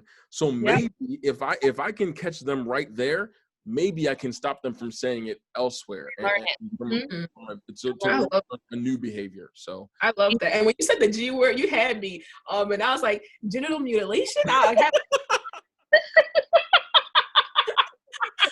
knew it was like it's gay, but actually gay is supposed to mean happy, and if you look it up, it's supposed to mean happy. Also, people do say rape a lot, like, oh, that test just raped, which is not okay either, and that goes to victim. It's a big thing in the video game community. Also, the video game community is a very toxic community that ends up being it's where most of these terminology is used, I think, in normalizing society, which is very aggressive. Oh, I know that one. Nah, that's new for me. Then I know about the R word, rape. I did not know that was being, floating around. And rape me. No offense to anyone. I'm just saying this, like Aubyn said, for educational purposes. People do use rape and say, "Oh, that." Like, I'm like, do you know what that word means? Like, do you know how violate? Like, it's just traumatizing. Episode about rape too, I think, or not rape. We had an episode about that too, Facia, right? Something along the lines of sexual assault. Mm-hmm. So yeah. Mm-hmm. Oh, that's interesting. It's just it all goes back to education and just educating people, and that's the only way to change. Yep. And so, because we clearly could talk about this forever, but we don't want to be. I do want to be here forever, but we don't want to be here forever. Right. I will transition to our last topic before we get to the trivia game show. You think you know that at the end of the episode. And Cheney, I'm gonna go to you first because you're just rejoining us in the episode and you haven't said hardly anything in the episode. This is a question for everyone, but we'll start with Cheney. And it's something I've seen floating around, especially in the recent history with the Black Lives Matter movement and all of this stuff. It has nothing to do with Black Lives Matter. Don't worry. It is a very simple question. Cheney, and this is all about representation. Cheney, when was the first time in your educational career that you had a teacher of color? Oh. Outside of Puerto Rico. I'm trying to think. I'll go first while you, because I know this is it's a lot to think about. When I was growing up, we had a Black teacher. She was a 6th grade history teacher. When I was in 6th grade, I did not have her, but I knew she goes to my church. She's a wonderful woman. She's an amazing pianist. She's awesome. She was a great educator. But when she retired after that 6th grade year, I did not have her. I did not see another Black teacher for my high school career. I did not have a person of color as a teacher until I was a freshman in college at Nashville. And he was English? No, he was from a former British colony. I want to say it's an island in the Caribbean. I don't know which one, but he spoke with a British accent, which makes sense from the colonial and all that fun stuff. But yeah, so my first ever teacher of color would have been all the way in college for me. There was another 6th grade science teacher who was Black. He he unfortunately ruined the idea of Black teachers for some because he was he's now on Megan's Law, so he's not exactly the most example of a exemplar teacher. Predator-ish situation. So that's unfortunate. For some people, that was their first experience with a teacher of color. But anyway, so that was my experiences. What about you? I don't think I've ever had a teacher of color in my life. Wow. Even in New York, I still have not had one teacher that is anything other than white. Wow. I'm shook. I think go ahead.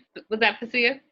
No, I'm really shook. Wait, were we all supposed to answer the question? Yeah, this is a question for everyone. Yeah, I'm shook by that, Chandler. But for me, I guess then I've been kind of blessed then, I guess, growing up in Northeast Philadelphia, because I've had a lot of, That's amazing.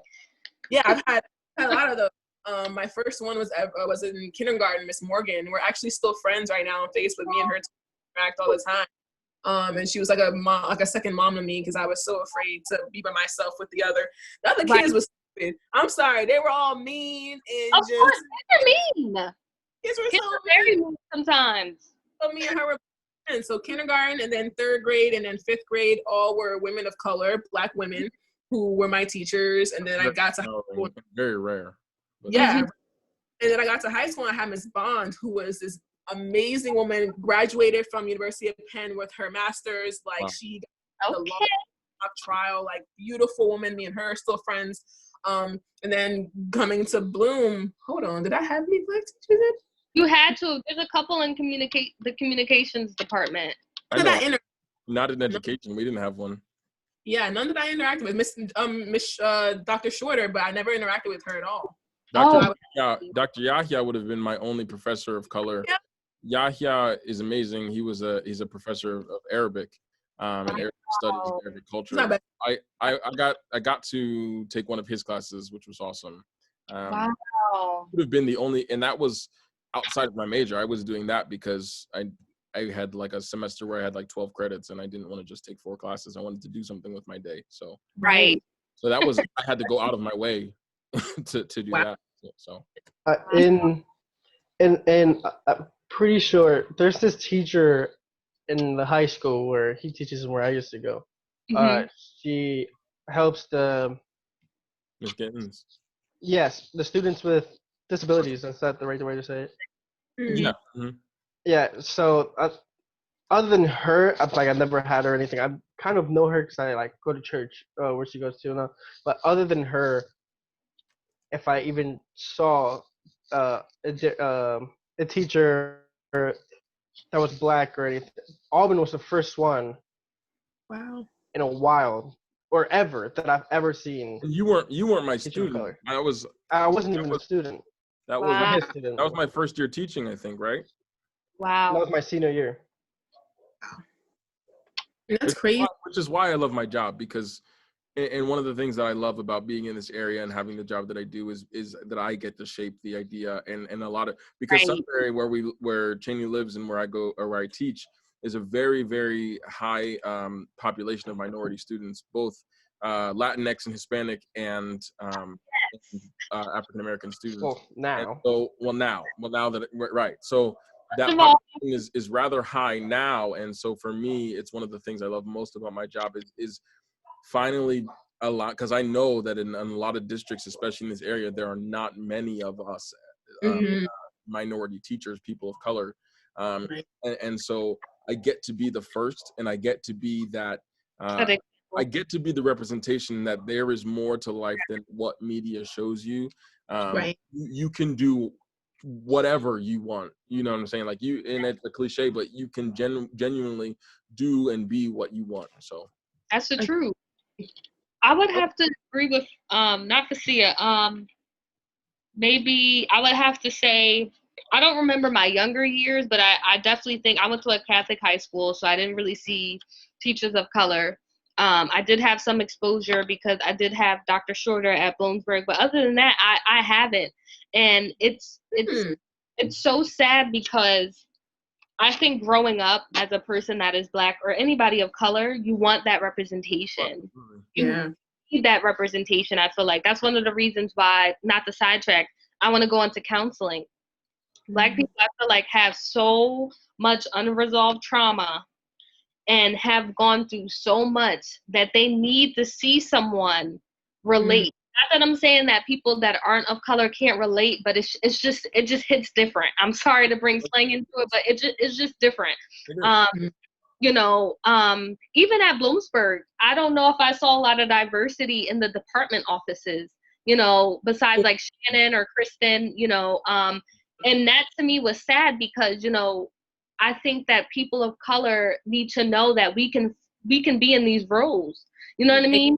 Yeah. They need to see that. And I think that, you know, even in the financial aid office, how hard it is, that those financial burdens, how comfortable would that be as a Black woman sharing that with a person that doesn't understand that financial struggle, doesn't understand that dynamic, for me to feel judged or even looked down upon. Not that I'm saying that I got that at Bloomsburg, but it's something that's heavy, and it's something that unfortunately a lot of Black people I feel like struggle with, you know, our finances, you know what I mean? Not having enough, you know, who can I turn to in higher ed? And although, yes, there were some clubs and everything like that, but, you know, feeling that representation all around, you know, I think that colleges should take the initiative to have more diversity in the staff so people of color can feel comfortable enough to see, wow, I could work at a university one day, or wow, I can do that. You know what I mean? And I think that representation is extremely important, not only in the educational setting, higher ed, but also in the media.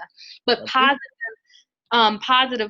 influence. I'm not nothing wrong with celebrities or rappers or anything like that. I'm not saying that. I'm talking about you know, in movies without us having the trauma, maybe without us going through hell back. Why can't we see a movie or a show about Black people succeeding and not having these horrible things happen and not having that highlighted? Why can't more Black women be seen as graceful or modest instead of us being sexualized and objectified? You know what I mean? There's so many things that we're exposed to on a daily basis that kind of hits at our psyche, and we're not even aware because it's so constant yet so normalized. I feel like I'm desensitized to things that I shouldn't be. You know, I know this is way off topic, but you probably are.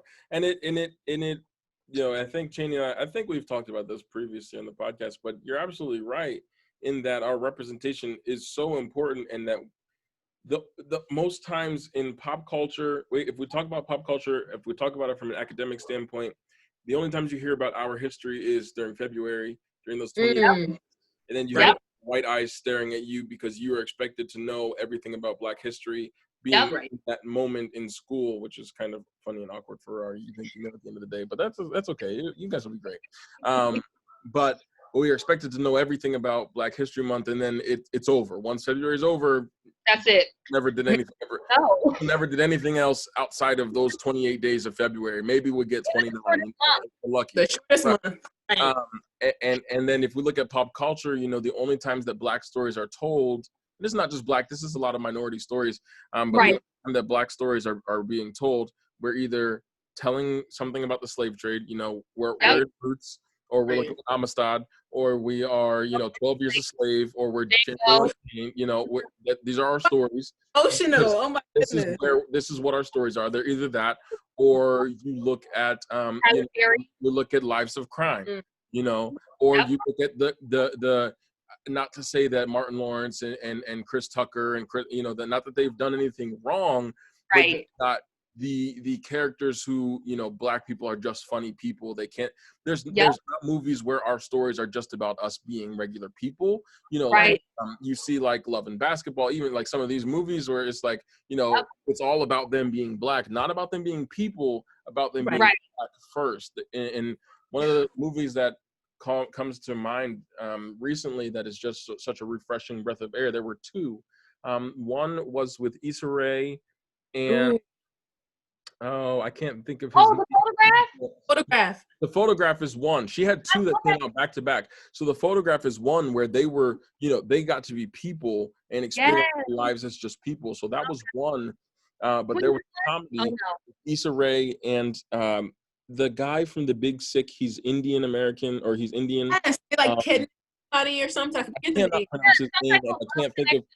Yes. So that was the, you know, they were just people. It had nothing to do with the fact that she was Black and that he was Indian, or he might be Pakistan.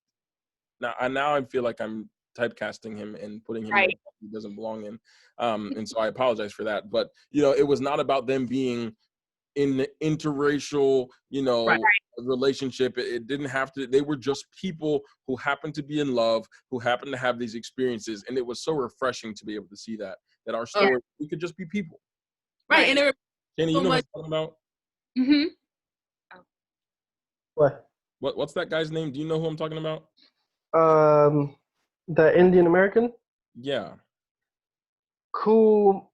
I don't want to. Kumail. He's Pakistani. It was The Lovebirds was the movie. Something.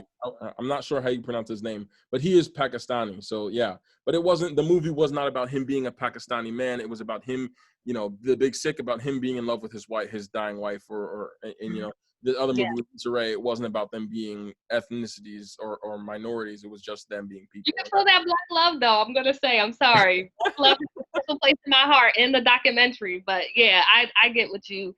I was saying, Aubyn. Just one. Let me add one thing, Facia, before you speak. I wanted to say that I agree with you, Aubyn, but also I think there's a way to show our Blackness without the trauma.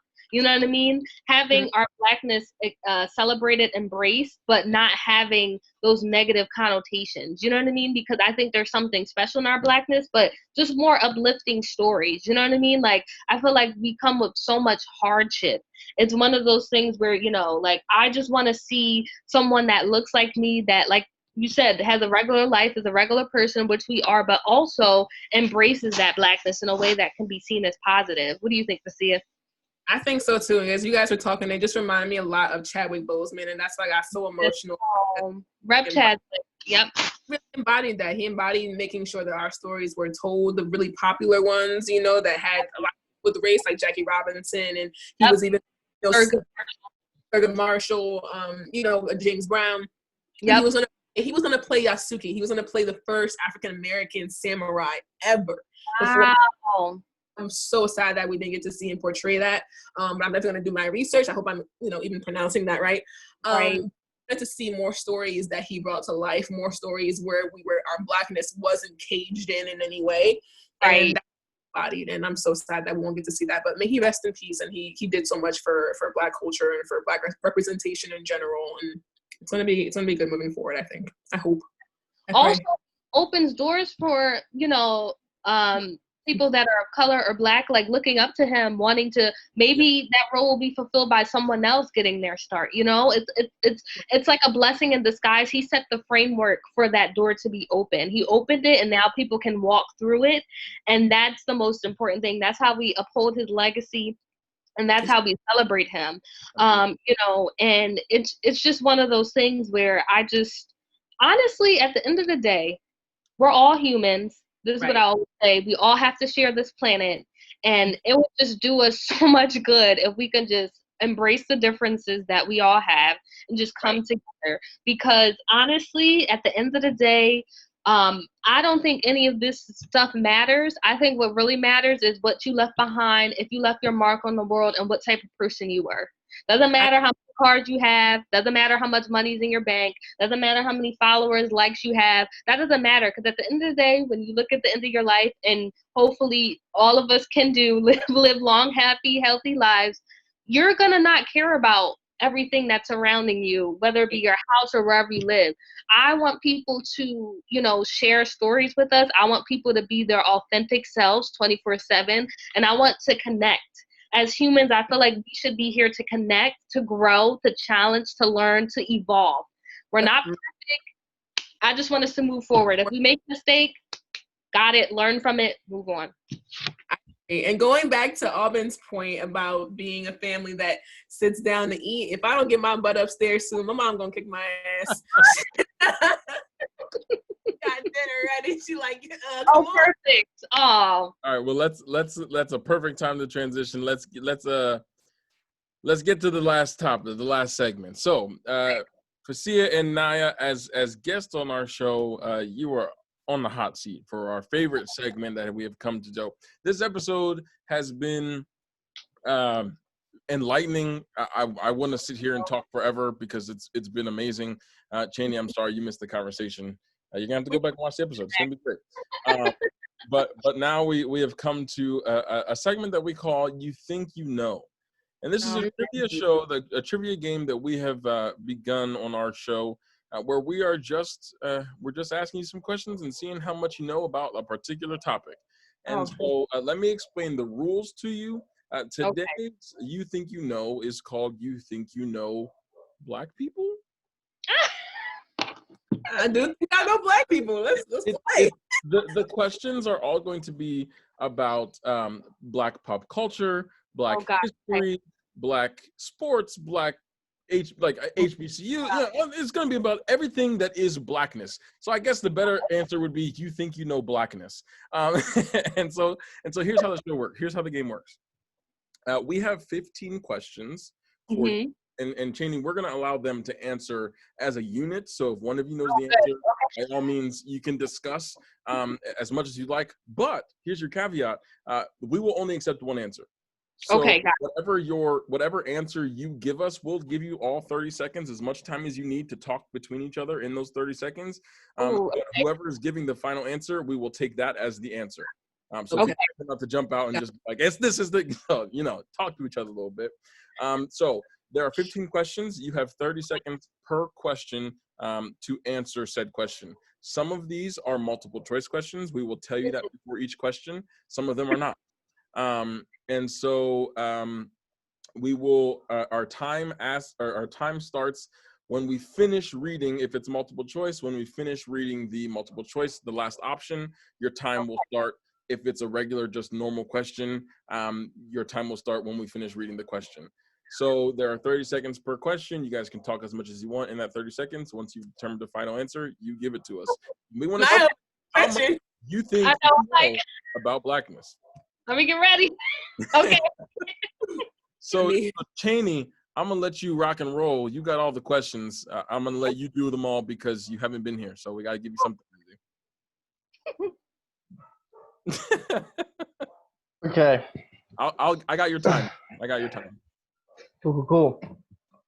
Aubyn community. Anyways, you guys ready? Yes. Ooh, Yes. okay.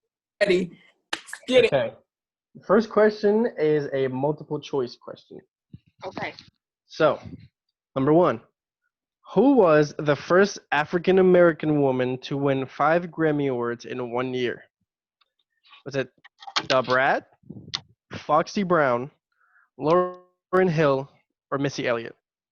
Ooh, crap. I between Foxy Brown and Lauryn Hill. I'm leaning more towards Lauryn Hill. But I think Lauryn Hill. Let's do Lauryn Hill. Lauryn Hill, final answer. Come on, Lord. That is correct.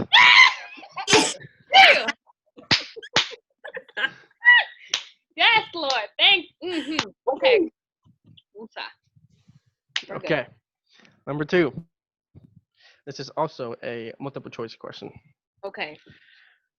Who was the first African American to graduate from Harvard University and become a U.S. Senator? Okay. Blanche Bruce, Hiram Rhodes Revels? Mm-hmm.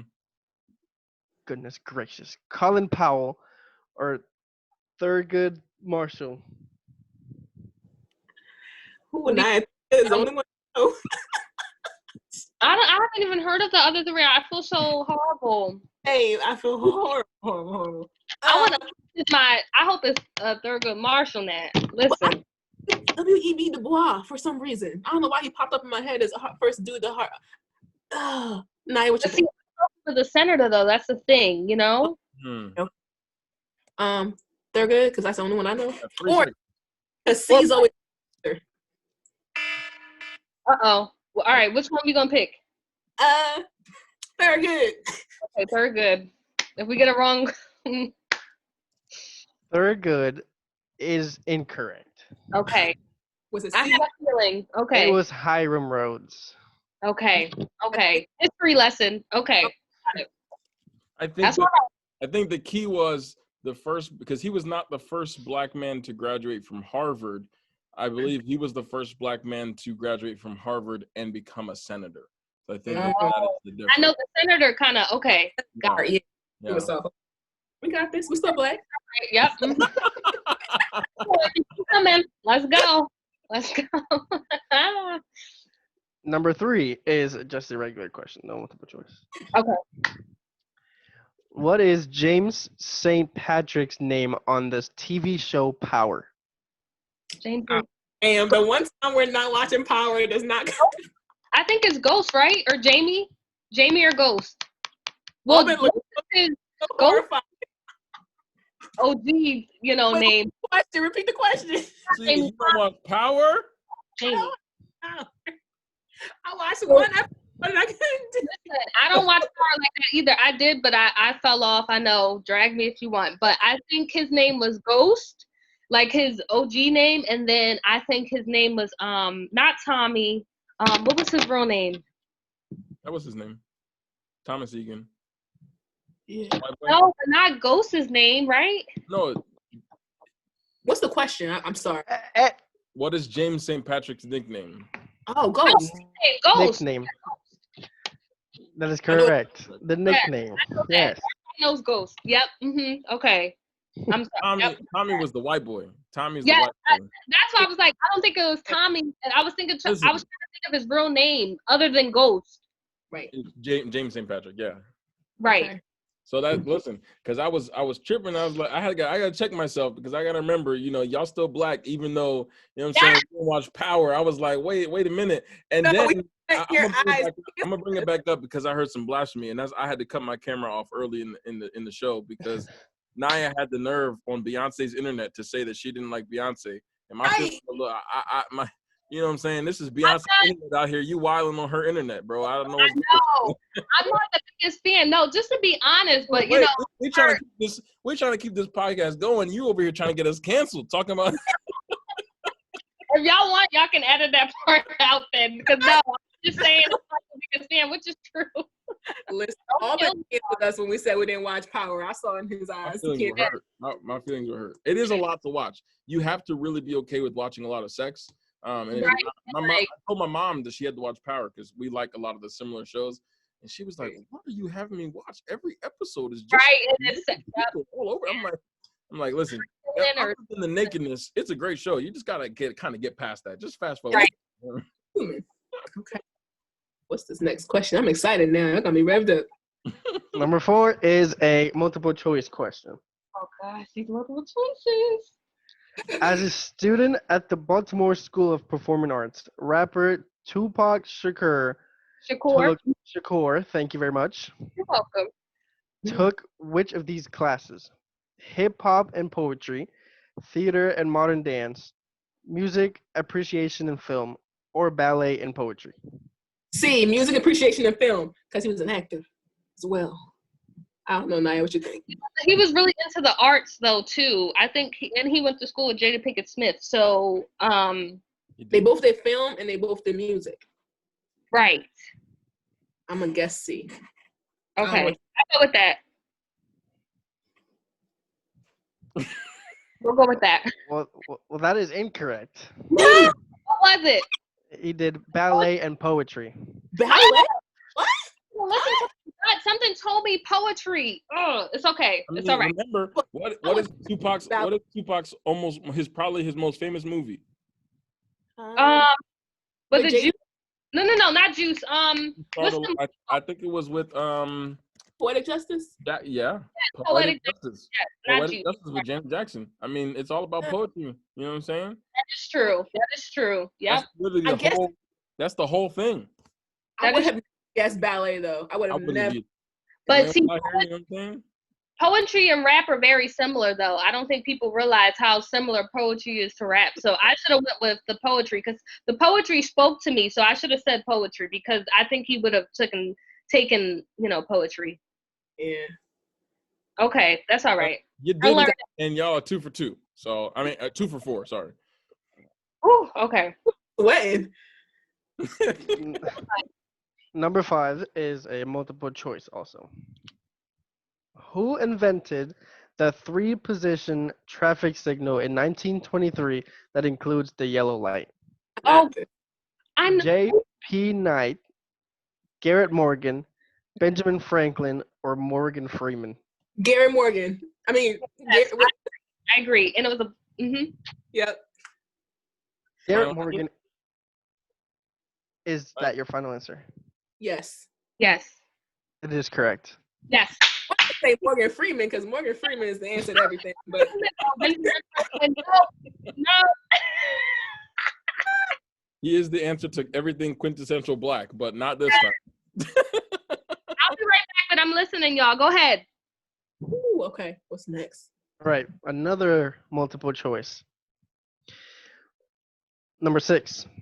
What baseball player hit 73 home runs in a season and earned the MLB's Silver Slugger Award 12 times? Jackie Robinson, Barry Bonds, Hank Aaron, or Willie Mays? Oh, Willie Mays or Jackie Robinson? I want to go Jackie. Naya, are you there? Ooh, this is stressful. Willie Mays. Naya, I really need your help. I really need this by myself. You got 10 seconds to come back. Jackie Robinson's Willie Mays. Jackie Robinson. Final answer. Well, that is incorrect. No, what was the question? The question was, what baseball player hit 73 home runs in a season and earned the MLB Silver Slugger Award 12 times? It is not Jackie Robinson. It is not Willie Mays. Okay, never mind. Then I don't. It was Barry Bonds. It was Barry Bonds. See, I went out. I'm not a big baseball person, but it's all right. It's all right. I feel my blood slipping away, y'all. So, We will do our black card. No.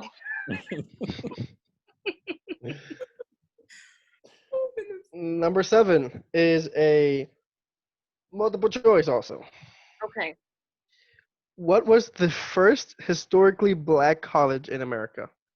Spelman College, Morehouse College, Cheney University, or Howard University? Crap. I want to say it was Howard. I wish my name was spelled that way. If my Cheney was spelled that way, I would have kept it. More people would be pronouncing it that right. That's for sure. Ooh. What you thinking, Naya? Which is in the Apache system, by the way. I wanna lean more towards Cheney, but a part of me feels like that's not it. I don't know why. Well, I got 5 seconds. Howard might be, but then Spelman. Spelman. I'm gonna go with Spelman. Yeah, we'll go with Spelman. So is that your final answer? Yes, come on, Spelman. You just pulled in Aubyn. You pulled an Aubyn. You say the right answer, and then you're like, it's probably wrong, so I'll go with something else. No, It was Howard, wasn't it?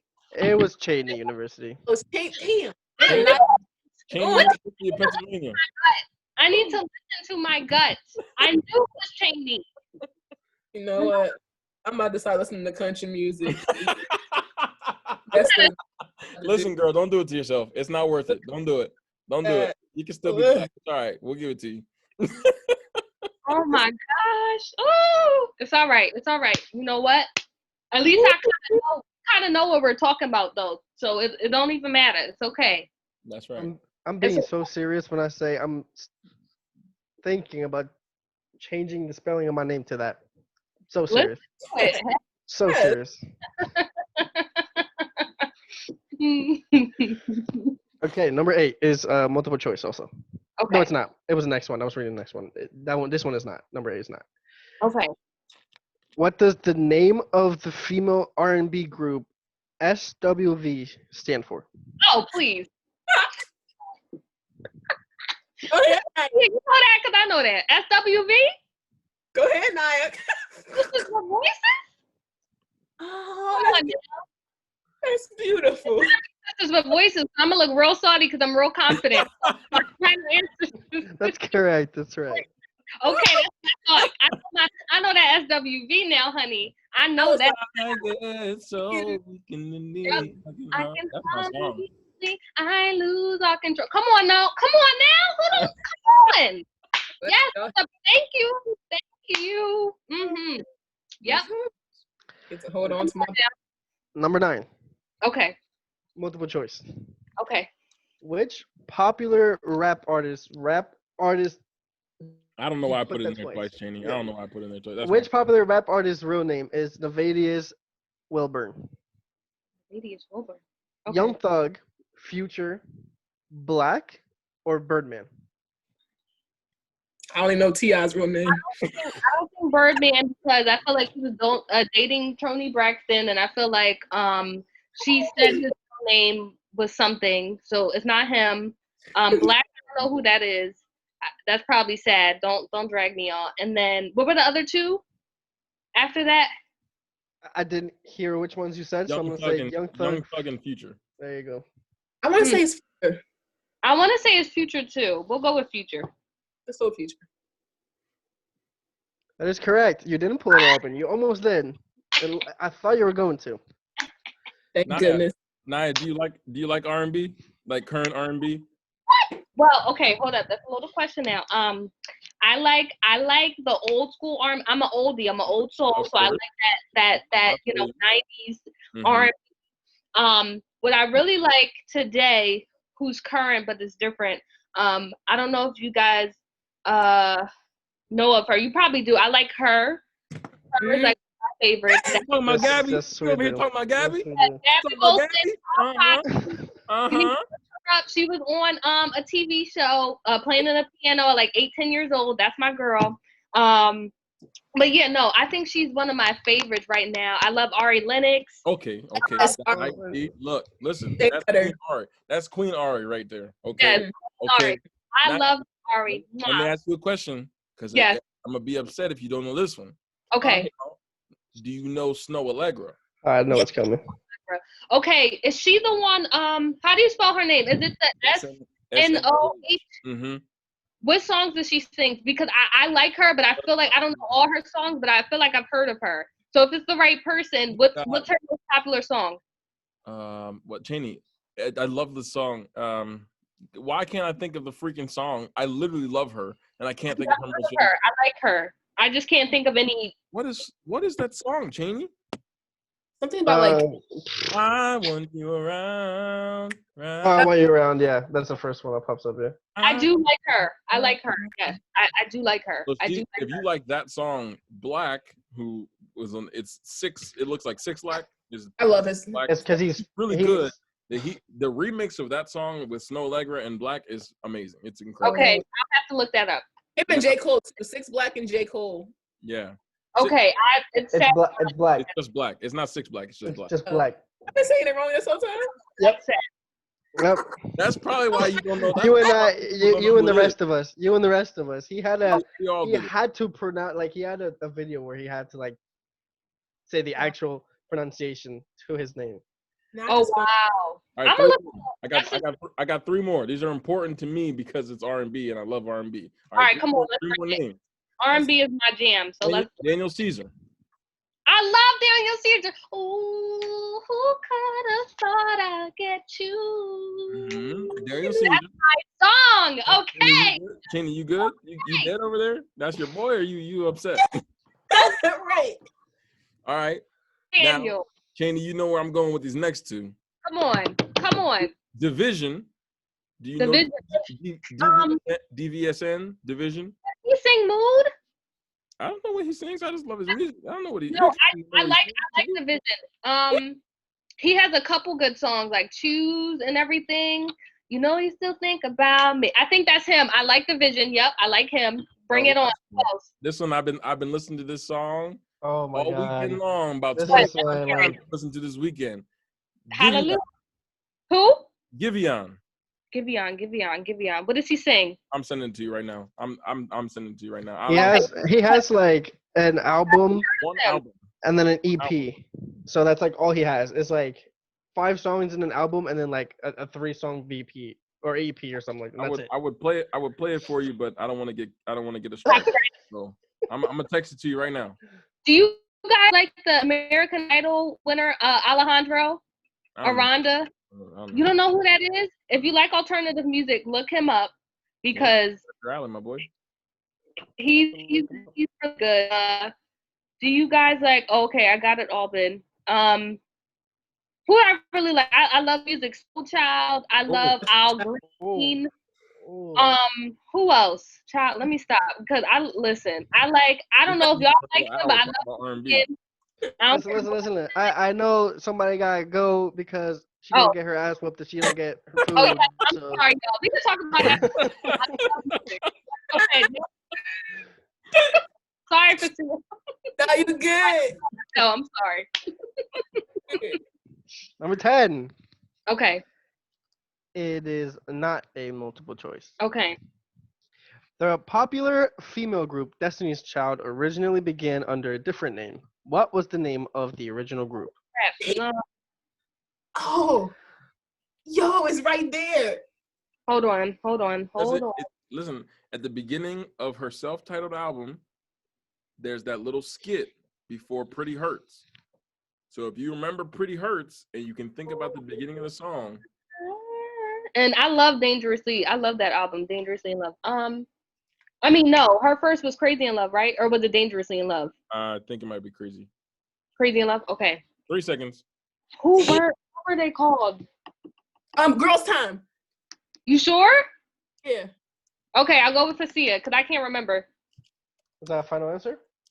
Yes, I trust you, Facia. I don't trust myself. I still trust you anyway. That is correct. It is Girls Time. That is correct. Lord. And the first album was Dangerously in Love. Yes, I love that album. I love you. Mhm. Yes, girl. Mm-hmm. Okay. Number 11. It is a multiple choice. Okay. In Get Out, what was the name of the otherworld state black people were trapped in when their bodies are taken Sunken over? Place. Come on now. The Sunken Place. Oh, Come on. Get Out and Us. Come on, Us and Get Out. No, Jordan Peele he makes masterpieces. different. Those two movies were Different. different. Come on. Yes. Sunken Place. Well, we know y'all got that right, so let's just move on to question number. Yes. Come on now. Yeah. Something tells me you're gonna get this one right, so I feel like I don't need the multiple choices. But if you do need them, just in case, just let me know. Ask the question and see if they know the answer. Then we'll give you the choices. Okay. Okay, number 12. The phrase "Bye Felicia" came from which movie? Friday. Go ahead. Yep. Started in the listen. Yep. Friday. Yep. And I love Friday After Next. That's my favorite one. So stop playing. Bye, Felicia. Mm-hmm. Y'all should start off with these questions. I feel more black. Well, look, and here's the thing. I watched Friday, and here's the other. These are all black classics, and I have not watched black classic film. I really have not watched most of them. The choices were Waiting to Exhale, which I've never seen, Friday, Us, which is great, and then Crooklyn, which I think is a Spice Lee joint. Yes, I haven't seen Crooklyn. Yep, but Friday After Next. Too many black movies I've never seen, and I don't think I'll ever watch them. To be honest, I don't care enough. So. Number 13. Okay, 13. We good. Which girl was kicked out of the Dreams in Dreamgirls? Oh crap! What is her name? Dina, Laurel. Is it Effie or Evie? Effie. Mm-hmm. Effie. It was Effie. And Michelle. Effie. Yep. Effie. Jennifer Hudson. Yep. They kicked her out. That is correct. What's that song that she did? She kicked her out. She was like, "You're gonna love." Yep. All right now, Effie. Mm-hmm. Effie. They did her dirty. Effie White. Number 14. Yeah. Open, shut up. Man. Hallelujah. Multiple choice.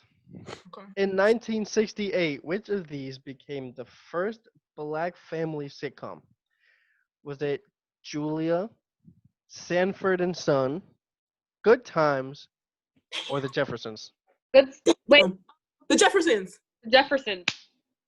Yep. Final answer? Yep. Yeah. It is incorrect. Was it Good Times? It is Julia. Who the fuck is Julia? Who the fuck is Julia? Who was her? I had never heard of it. I had never heard of it either until today. Julia was a nurse. She was a black single mom. Her husband died. She was a nurse in a hospital or something. I've never seen it, never heard of it ever in my life until today. Oh no, I'm looking this up. Ain't no. Actually, it's funny because they went in order. So Julia was first in 1968. Then Sanford and Son came out in like 70 or 72, and then it was Good Times, and then the Jeffersons. Jeffersons actually last. But does that count? Because it says that it is notable for being the first weekly series to star an African-American woman in a non-stereotypical role versus a show dedicated to just black people. That's not what the question said. The first black TV family or black family sitcom. But see, she was the star of the sitcom. Was her family in it? Yeah, her son. She was a single mom. Wow. See, All I right. should have Okay. Listen, either way, you would have gotten it wrong because the other earliest answer is Sanford and Son, and y'all said the Jefferson. So y'all can fight me all y'all want, but you're still wrong. I'll, trying to get black points back, Aubyn. Give us the black points. okay. All right. That's All okay. All right, and last but not least, Gotta get this right to see you. number 15. It Mhm. is a multiple choice. Although Okay. I don't think they're gonna need it. I really don't. Probably not, but I hope not. you know, I'll say the question, and if you need it, just let me know. Let me just say before I say anything, I don't want to be sad eating my dinner, so I better get this right. Right, Go exactly. ahead. Come on. All right. Before starring in the show in 2014 sitcom Blackish, Tracy Ellis Ross was the star of what 2000 sitcom? Girlfriends. I was just watching. My Yes, thinking, come on now. Uh-huh. That was on that. Come on. So the good news is you only got 5 wrong. Okay, that's all right. We'll take The okay bad news is that it's the average for this show. Everybody gets 10 out of 15. I'm That's gonna not take too bad, but that's not too bad. It's Okay. average. Okay. It's- Okay. You know, you're doing as well as we do because we think we know stuff and we don't know jack. It turns out we don't never know nothing. You Right, learn you always- something new every day. always Amen. learning. Woo. And we still black, Naya. And Exactly. look, and that's the great thing. As much as you might question your blackness, not knowing half these answers, you can't take it away. So We if still we black. didn't learn nothing from this episode, that black ain't going away. So Exactly. I won't lie to y'all. I had my hot iron ready on the other side over there. I was about to start getting it straightened just now. You better not foresee it. Don't straighten that, bro. Okay. I feel that's hilarious. Wow, this has been so much fun. Thank you so much, guys, for inviting me. I really appreciate it. Thank you, Naya, so much for joining us. This was awesome. Cheney, I really wish you could have been here to hear the conversation, but He'll hear the playback. And when it's posted, can you send it to us? I would like to see it. well, yes. But see, All we need to keep going. I'm sorry. that's We need right. to Go ahead. restart Do though, your I'm thing. just saying. Listen, this is the jump start for y'all to get back together doing y'all thing. That is true. Oh, thank you. It's been an honor. Thank Honestly, you. both. Thank you for such thought-provoking and meaningful conversation. I appreciate you guys more than I could ever say. So thank you guys so much for joining us.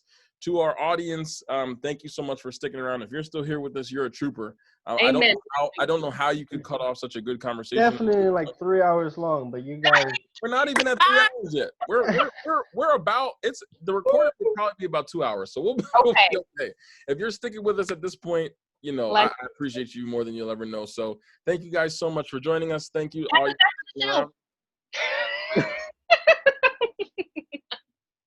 Make sure you follow us on Facebook, follow us on YouTube at AfroLatinos. You can find us anywhere digital podcasts can be found. We thank you. We love you. We appreciate you. This has been fun, guys. Thank you so much for joining us. This has been another episode of AfroLatinos. This is your co-host, Aubyn. And Chandler. Peace out, everybody. Bye, Anaya. Bye.